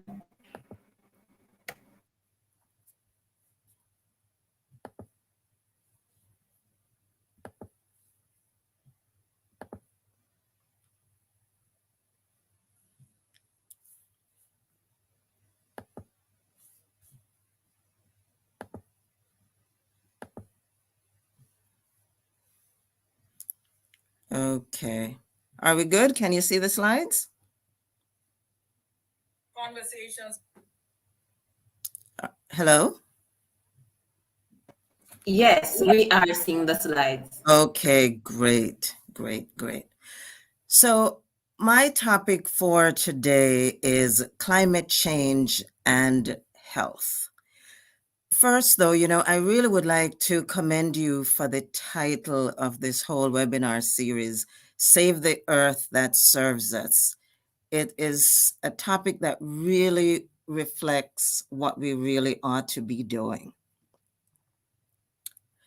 So my objective for today is to share 3 general themes. One is what a successful partnership between humans and the environment can look like. 2, the interconnectivity between climate change, the environment, and health, and also how you can help to improve global health. I'm going to start off by telling you about a plant. The name of it is Taxus brevifolia. Common name is Pacific yew. It's a slow-growing plant that takes about 200 years to grow 40 feet. It's a plant that was considered an impediment to the harvest of larger timber trees, meaning that it was often cut down as they harvested other trees. It was what was considered a weed tree, a tree with no known value. It was sometimes used to make furniture and bow and arrows years ago, but was considered to be basically useless. Interestingly, back in the 1960s, there was a push to try to find agents in nature that could fight cancer. So the USDA, that's the US Department of Agriculture, teamed up with and commissioned botanists to find at least 1,000 new species a year to test them to see whether or not they could find any cures for cancer. In 1962, a botanist just took a random sample from the bark of one of these trees. In 1971, 9 years later, Taxol was isolated, and it was found to actually kill cells, in particular cancer cells. In 1988, the first phase 2 trial of ovarian cancer was published, and it showed great response to Taxol. 3 of every 10 patients actually had significant reduction in their tumors. And back then, as it is now, ovarian cancer is a very deadly form of cancer. So this was a huge breakthrough. Interestingly, though, the need for this drug clashed with the environment. Remember, I told you earlier that it takes about 200 years for the tree to grow 40 feet. Well, it's a little more complicated than that. Not only does it take a long time for the tree to grow, but the bark of each tree only yields 0.5 gram, which is 0.2 ounces of Taxol. If you remove the bark of the tree, you kill the tree. To meet the need for treatment of ovarian cancer back then, it was estimated that 240 pounds of Taxol would be needed. And so that meant that 360,000 trees would need to be harvested. As if that wasn't complicated enough, those trees were the habitat of the spotted owl, which were and still are an endangered species. In 1991, Dr. Holton worked extremely hard, teamed up with a lot of people to create a synthetic approach for creating this drug. In 1993, Taxol was approved for medical use, and at that time, it was determined to be the most important cancer-fighting drug in 15 years. Presently, it's the most used cancer drug in the United States and the world, actually, for ovarian cancer, breast cancer, and lung cancer. This tree could have gotten lost in the battle between humans and the environment. Instead, today, we are celebrating the success of the joint venture between the environment and science. This month is Breast Cancer Awareness Month. I'm a radiation oncologist. I treat primarily breast cancer patients, and this is such a testament to the environment to know that millions of people, millions of women have been saved by this drug, a drug that came from nature. So, as someone in the audience had said that this whole climate change thing is very scary. Yes, it's scary. But I want you to think of the story of the development of Taxol and realize that there is hope. We can do this. Those trees 360,000 trees were not destroyed because we figured out a way to make synthetic Taxol. So if we put our minds to saving the environment, we can do this. Right now, yes, Earth is a planet that's in crisis. And it's not just climate change. We tend to talk about climate change a lot. You know, we're seeing the warmer oceans, stronger storms, heat waves, floods, drought, but there's also air pollution, both air pollution as well as water pollution. There's also loss of biodiversity, which means loss of species as well as loss of habitats.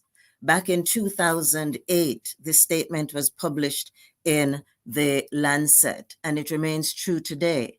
Climate change is the biggest health threat of the 21st century. The impacts will be felt all around the world in our lifetimes and those of our children. So sometimes it's easy for us to forget that there's climate change because it's not always in our face.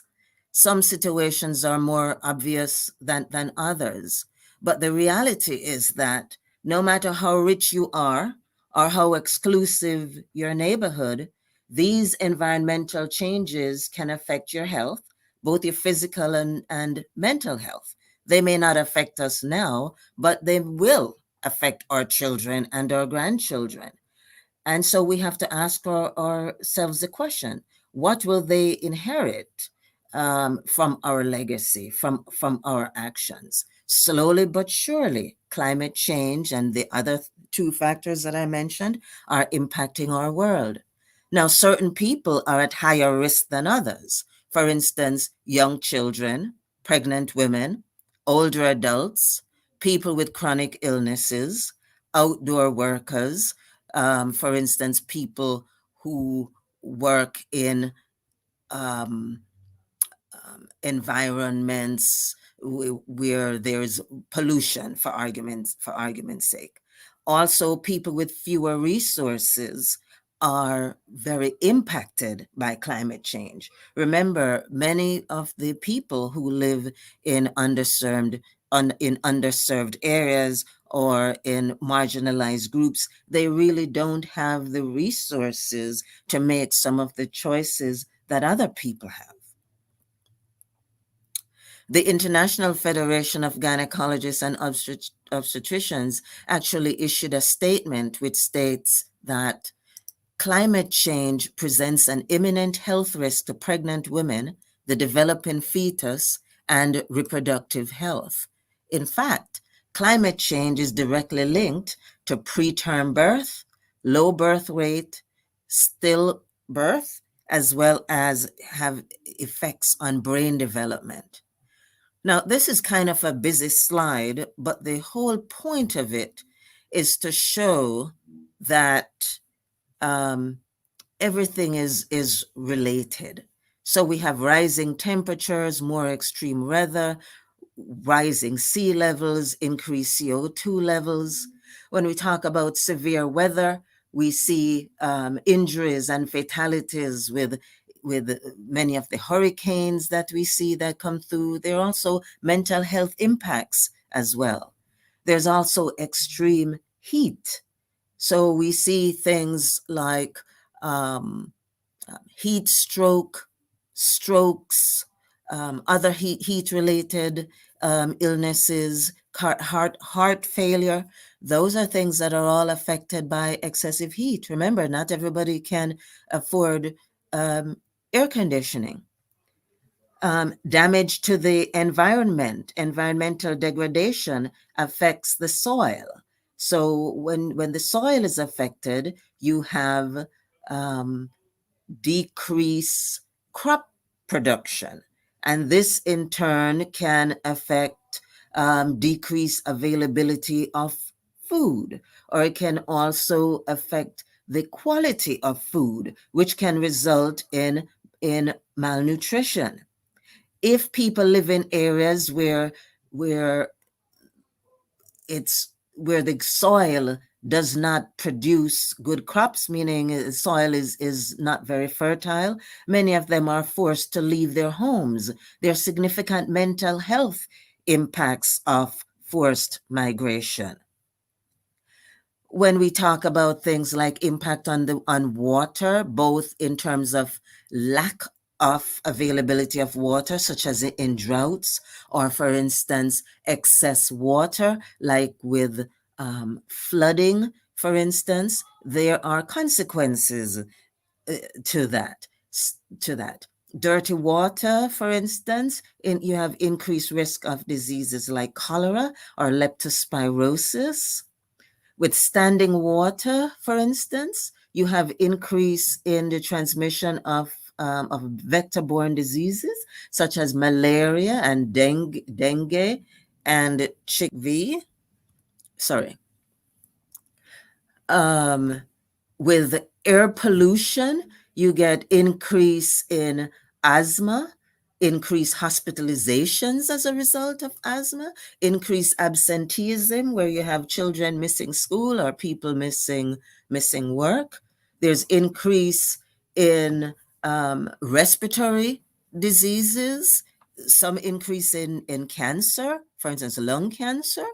Heart disease also. Plus, there even was a recent study which showed a link between air pollution and increased risk of dementia. We also see increase in allergens, where you have increase in respiratory symptoms, largely from more pollen being around. Not only is there more pollen around, but the pollen lasts longer. So the season for pollen or allergy season lasts longer. So you see there's so many different ways in which health is impacted. This is another slide which discusses the same thing, but in a slightly different way. So we have climate change, warmer temperatures, shifting rainfall patterns, more frequent and intense extreme events like hurricanes, you have sea level rising, you have increased injuries and deaths, you have disruption of the ecosystems, you have worsening in wildfires. For instance, I'm not aware of that in Jamaica, but for instance, that is a really huge issue in California. You have lengthening of the pollen season that I mentioned, increased spread of insects carrying disease, you have more allergies and asthma. You have disruption of societal systems, decreased food production, as I mentioned, malnutrition, that's something that we don't talk about a lot, and also mental health illness. That is a significant issue that we are now realizing is very much linked to climate change. Biodiversity is another issue that is another issue that's very, very important. It's actually a key indicator of global health. So the greater the variety of species, the healthier the biosphere. So biodiversity is very important because having all the different species, they all play a role together. We have faster recovery from national disasters that helps to maintain the food chain, maintains genetic diversity, maintains balance in the ecosystem, promotes soil formation and good quality soil or soil fertility, provision of resources food resources for us as humans, and it provides overall good health for all living things, both plants and animals, including humans. We can see that we've been losing biodiversity over the years. Back in the 1800s, the population was only 0.9 billion people, but we were only using about 8% of the of the land mass, and we were losing only about 2% of the species. Fast forward to 2000, and we have a population of 6.1 billion, and we're using about 40% of the land area, and we've lost almost 14% of the species. Now, if we fast forward to what we can project for 2100, you will see that we can expect a population of about 12 billion people, and we'll be using about half the land mass, and we'll be losing about 17% of the population. However, if we adopt a more green model, look at how much better the projections would be. Still not where we would want, but significantly better than what we can expect to see if we continue on the path on which we're on. So there are 5 key threats to biodiversity.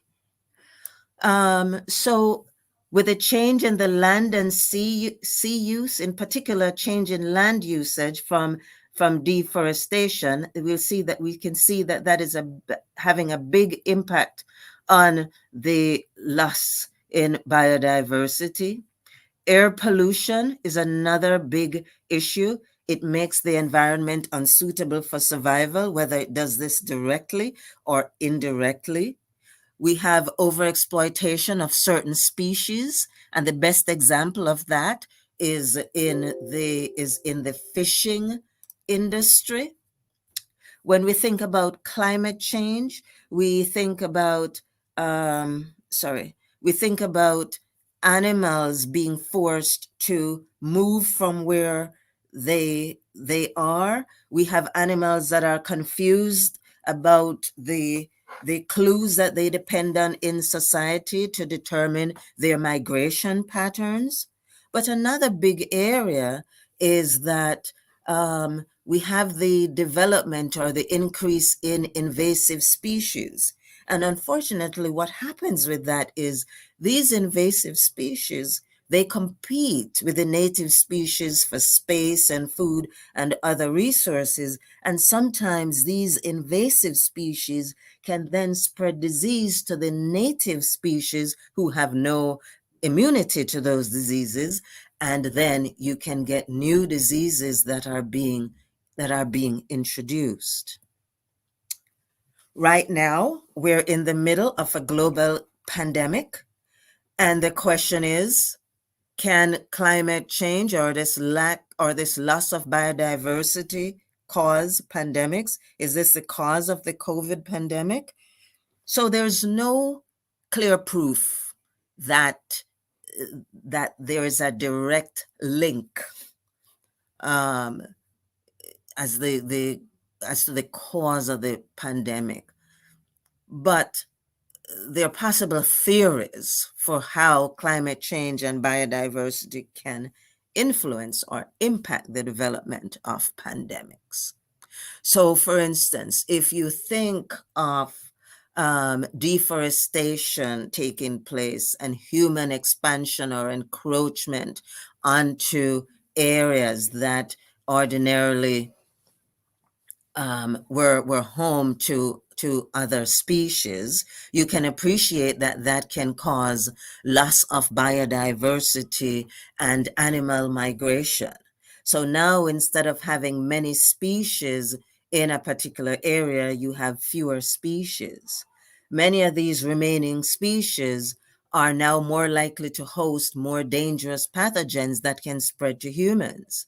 And then if you think that you can now have increased contact between humans and wildlife and livestock, you can see how now we can get certain diseases, for instance, that typically would be confined to animals now being transferred to humans. And then when you think about climate change and how it influences conditions that can cause the spread of disease, you certainly can understand how climate change and biodiversity can influence the trajectory of pandemics.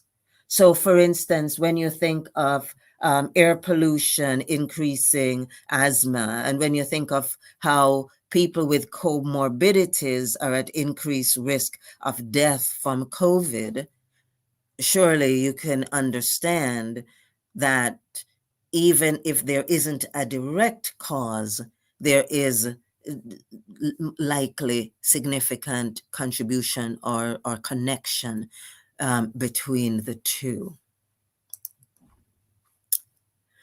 So clearly, damaging the planet damages human health.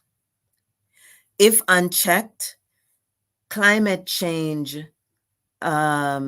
is expected to cause an extra 250,000 unnecessary deaths per year between 2030 and 2050. We can expect that biodiversity losses will continue. Climate change and environmental changes can cause undernutrition or affect nutrition. Water use or lack of water, I should say, or changes in the availability of water, whether excess or insufficient, can cause health problems. And so you can see that everything is related to health. Now, as we think about finding solutions, as someone in the audience pointed out, this is all very scary, but I really don't want people to leave today without being hopeful. I would encourage you to think of nature, or for us to look to nature as being the source of some of the solutions. Because clearly from the conversation, I hope that you have seen and are convinced that our health as humans is inextricably linked to the health of our environment. So I'd like to leave you with some ways where you could improve global health and also your own health as we think about climate change and the environment. So I think it's important for us to acknowledge that Earth or nature has many of the answers that we seek. Remember the Taxol journey that I mentioned, the story of Taxol. That is just one example that I gave. I could have given more, but in the interest of time, I did not include any more examples. And I think the story of Taxol speaks for itself. Many of the answers to our health rest in nature. 2, I think it's important for us to hold companies accountable for environmental impact. 3, we also need to hold governments accountable for making policies and enforcing good environmental policies. For instance, role of government and mining, or for instance, JPS or the energy company and solar. And the 4th thing, and this is really important because this is how you can impact yourself, your family, and your whole environment. And that's to be healthy. And I'm going to go in a little bit, not a lot, but just a little bit of detail with that.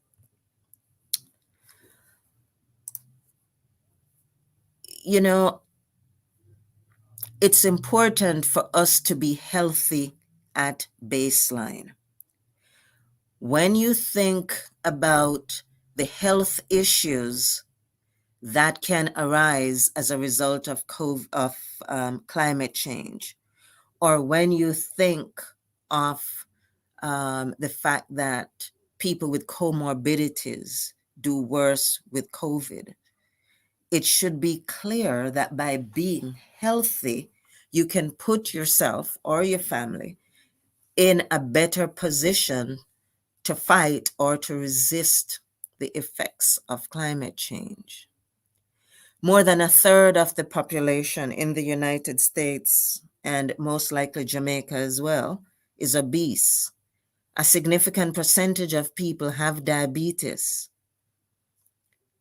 Many are at high risk for heart disease, stroke, COPD.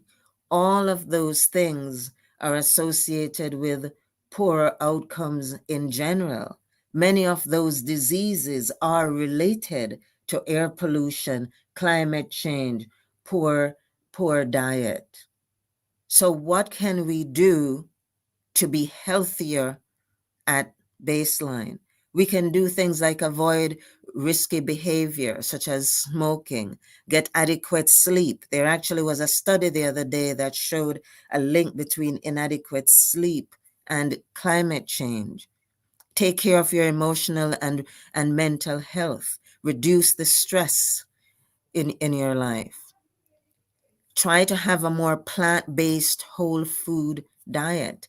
It's actually good for you, but also good for the environment. Plant-based whole food diet is associated with decreased risk of heart disease. It helps to get you closer to your ideal body mass index. It is associated with reducing your risk of cancer.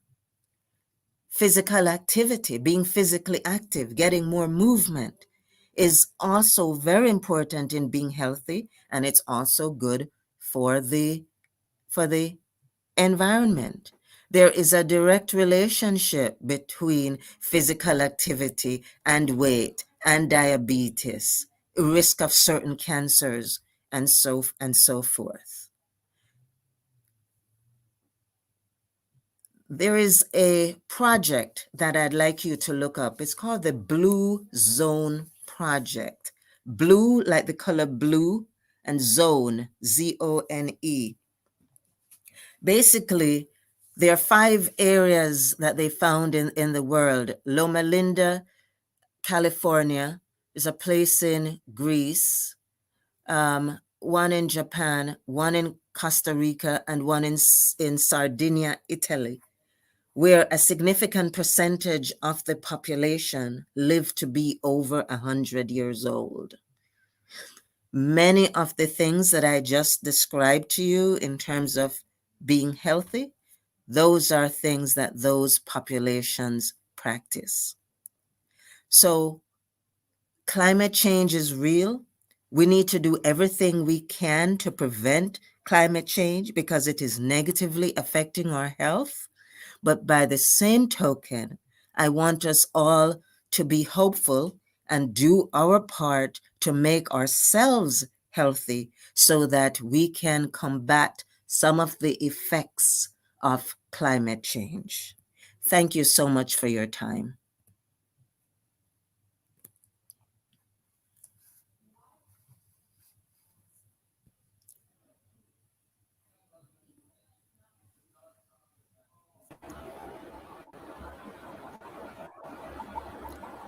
Whoa. Thank you, Dr. Woodhouse. That was some. Thank you, Dr. Woodhouse. That was a very interesting presentation. I loved it very much. And it takes away from the fact that, okay, climate change, this and that, and we need to act seriously, but it also looks on the perspective where we need to accept what we have and work with what we have so we can move forward, right? Very interesting conversation, and I love it. I thank you for that, Dr. Williams. You opened my eyes to many things. So we are now in our Q&A segment. So if anyone wants to ask any questions, please shoot them now. We have one person so far, Roche Gordon. And Roche is saying nature is definitely linked to our health, but wouldn't this be detrimental to the environment in the long run? Where would we need to cut down or destroy all these plants for the sake of health? Okay, so how That was, balance. so that was actually part of the point that I was making with that story about Taxol. The trees were never cut down to make the drug because we figured out a way how to make a synthetic version. So a synthetic version means that they're able to determine the chemical component of the plant and recreate it in the laboratory. So the initial drug was made from the plant, but future drugs were not. So that tree is not being cut down to make Taxol. It's now all being made in the laboratory. And that's the point. If we had cut down all those trees, we would have killed the golden goose. So just because something is found in nature does not mean that we have to get rid of all those plants to keep us as humans healthy. And that's the point with Taxol. Taxol is a perfect example of why we don't have to do that. It's possible. We just have to put our minds to it and really try to make it work. One of the reasons I put the dates in terms of the development of the drug Taxol is to show you how long it took for it to happen. But it happened. And it happened because environmentalists were outraged at the prospect of cutting down 360 trees that would take 200 years to grow. So the environmentalists put scientists on notice to say, no, you cannot do that. And we figured it out. So it's just so interesting how, when push comes to shove, we can figure things out. And we did. Taxol is an example. And it's not the only drug. There's another drug, adriamycin, a very commonly used drug. For instance, in breast cancer, Hodgkin's disease, many other cancers. Another drug, vinblastin, that came from the periwinkle plant. Do you know, for instance, you watch CSI and how, there's a murder scene and they're trying to find blood and they spray the luminol, the agent for that was developed from the logwood tree. There are many things that were developed from nature, but it doesn't mean that we have to cut down all the trees to make it happen. There are ways to develop these things synthetically, but you have to find the cure first before you can develop it synthetically. So, for instance, by preserving our forests, preserving nature, we have the opportunity to find some of these cures. The bark from the tree was picked up by accident. Alexander Fleming discovered penicillin by accident in his lab. There was some mold that was growing in his petri dish, and he discovered it. So there are many accidents of nature that we can develop to find cures for many diseases that plague us. Imagine what it would be like to have a world without diabetes, or without asthma, or without cancer. Many of the cures are probably hidden in nature. We just haven't found them yet.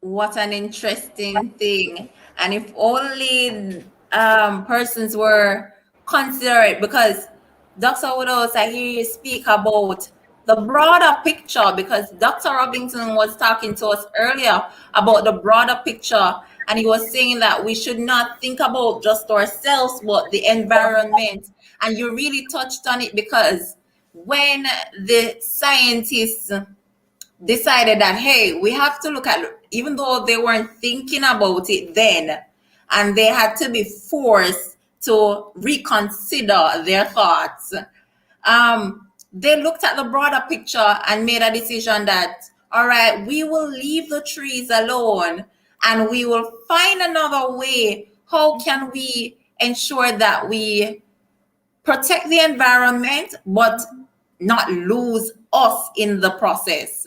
And that's a beautiful way. If only humans could live like that, and if only humans could take care of the earth like that, so we can live in a beautiful harmony and just live a peaceful life. I don't know if anyone else has any questions, because it was very interesting for me, though, that when you looked at it, you were speaking, you said to me that, well, you spoke to us all, but I'm just saying, it really spoke to me when you said climate change affects allergies. We know that we have a lot of, in Jamaica, a lot of persons trouble with eczema, and just you'll hear someone sneezing and coughing, and you went to mental health. I'm sorry, this year, well, from COVID, I've always been one to think about mental health, but since COVID, I've been telling everyone, check in with somebody, make sure they're okay. And you brought up mental health, that climate change can affect our mental health. And I don't know, Dr. Woodhouse, I might be putting you on the spot, but I want you to tell me a few things that climate change how it might affect our mental health, and maybe how we can preserve the earth to not let that worsen. So many of the effects on mental health are more likely to be indirect as opposed to direct. So, like, for instance,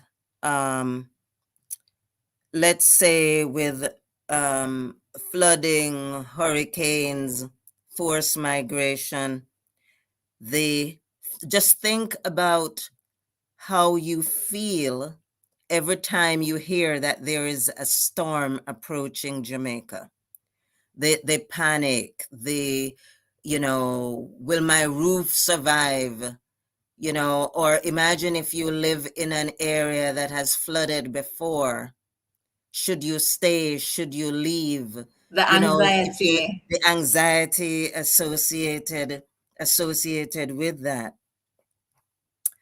When you think of, for instance, some of the conditions, the health conditions that are associated with climate change, some of those conditions are also associated with depression and anxiety. If you're obese, for instance, you potentially are at risk for being depressed if your obesity prevents you from participating in activities that you find enjoyable. Or if your obesity puts you at risk for other conditions, like let's say, for instance, you're obese and then you also have diabetes, there's a strong link between diabetes and mental health. So it's not that because there's climate change, it causes you to be depressed, but some of the things that climate change causes can subsequently cause you to be depressed. And with depression, anxiety, increased risk and rate of suicide. You had asked a second question, but I forgot what the second part was. I think it was about strategies or something to maintain your mental health. Okay. So in terms of strategies, back to the Blue Zone project, you really should look that up. They, for instance, they place connectivity as being very important to them. So for instance, they maintain contact with their elders, like many times, like their elderly parents live with them or live close by because they see them as a source of wisdom. So even if it's not necessarily your parents, but feeling connected to people who love you is important. Having a sense of purpose is very important. Think about a time in your life when, let's say, you were working on something and you're getting paid, versus working on something you may or may not have been getting paid as much, but it stirred your heart. It was something you were passionate about. When were you happiest? You see what I mean? Having some sort of a purpose in life gives you the drive to wake up in the morning and to try harder. So that's another thing. Thinking of someone other than yourself is also helpful. So many times, if you help other people or like you volunteer, that's another source of help.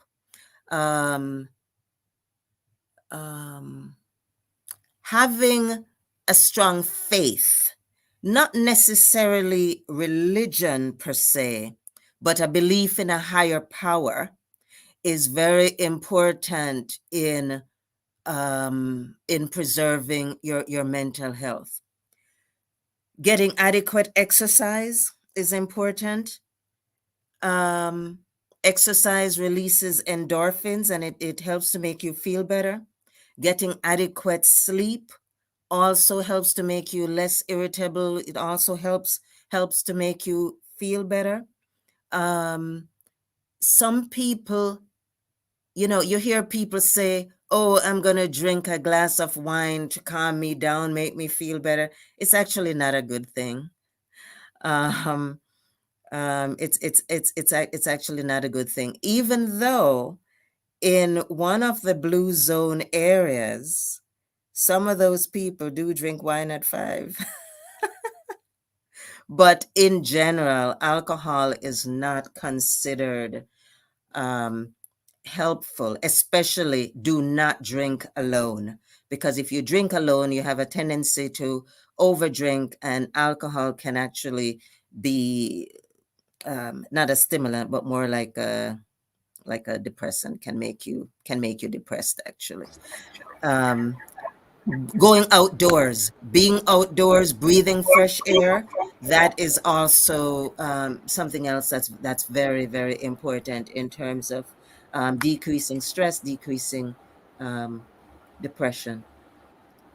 Meditation, that's something else that some people do, but meditation, yoga, kind of the mind-body connection, those things are very important. And some of these things, they don't cost any money. They're free. Was that helpful? It was indeed helpful. More than helpful. More than helpful. We would just like to thank you very much, Dr. Woodhouse. You have enlightened us and you have cleared up a lot of doubts in our minds, and we are forever grateful. Thank you very much, Dr. Woodhouse. We appreciate it. Good. Thank you for having me. It was my pleasure. Well, thank you for being here again, and you're also welcome.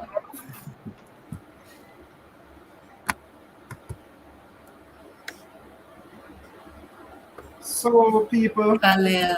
the end of day one, and we would like to thank you all for coming out, and just for, you know, official things, we would like to give our vote of thanks and closing remarks. So we'll hand over to late Mandino, and he'll carry on. All right. Thank you, Khalil, and thank you, Janelle. Officially, we want to say thank you to all our guest speakers who came out here today, Dr. Robinson, Dr. Mandal, and Dr. Woodhouse. We want to say thank you for speaking to us in regard to living harmoniously with our environment, also with limiting our greenhouse emissions and our water usage in order to preserve our potable water stocks, and also reminding us that nature always provides a cure for all our problems, and as such, we should treat it. And with staying with our theme for today, helping us to remember to save the earth that serves us. Yet again, we say thank you to everyone who has participated today, my co-hosts and other group members, Khalil and Janelle. We have Kenisha and Tavia. Thank you. We thank the JCCYC also for presenting us with this platform to come out and spread information to the youth and the wider audience. So yet again, we say thank you. And to everyone in the audience who turned out, thank you also for your questions and for your enthusiasm throughout. Tomorrow, we will have day two. And day two, we will be speaking on two topics which will last between 2 o'clock and 4 o'clock. So come out tomorrow yet again with the same vibe and vigor, and we can have yet another great day of presentations as it relates to saving the earth that serves us. Yet again, on behalf of Middlesex Group 1 and the JCCYC, we say thank you all. Thank you, Leighton, for that one. What an interesting day it was today. So on day two, we'll be talking about food security and climate change, energy and climate change. And I'm sure you don't want to miss that. And again, we just want to thank our sponsors, the European Union, the British High Commission, and the United Nations Development Program, also JCCYC. We want to thank you. Thanks to everyone that came out and support. Thanks to the team at large. Thank you. See you tomorrow, same place, same time, for interesting topics on how we can combat climate change. Information to fuel you up for the actions to take later. Let us save the earth that serves us. Thank Goodbye. you, everyone. See you tomorrow.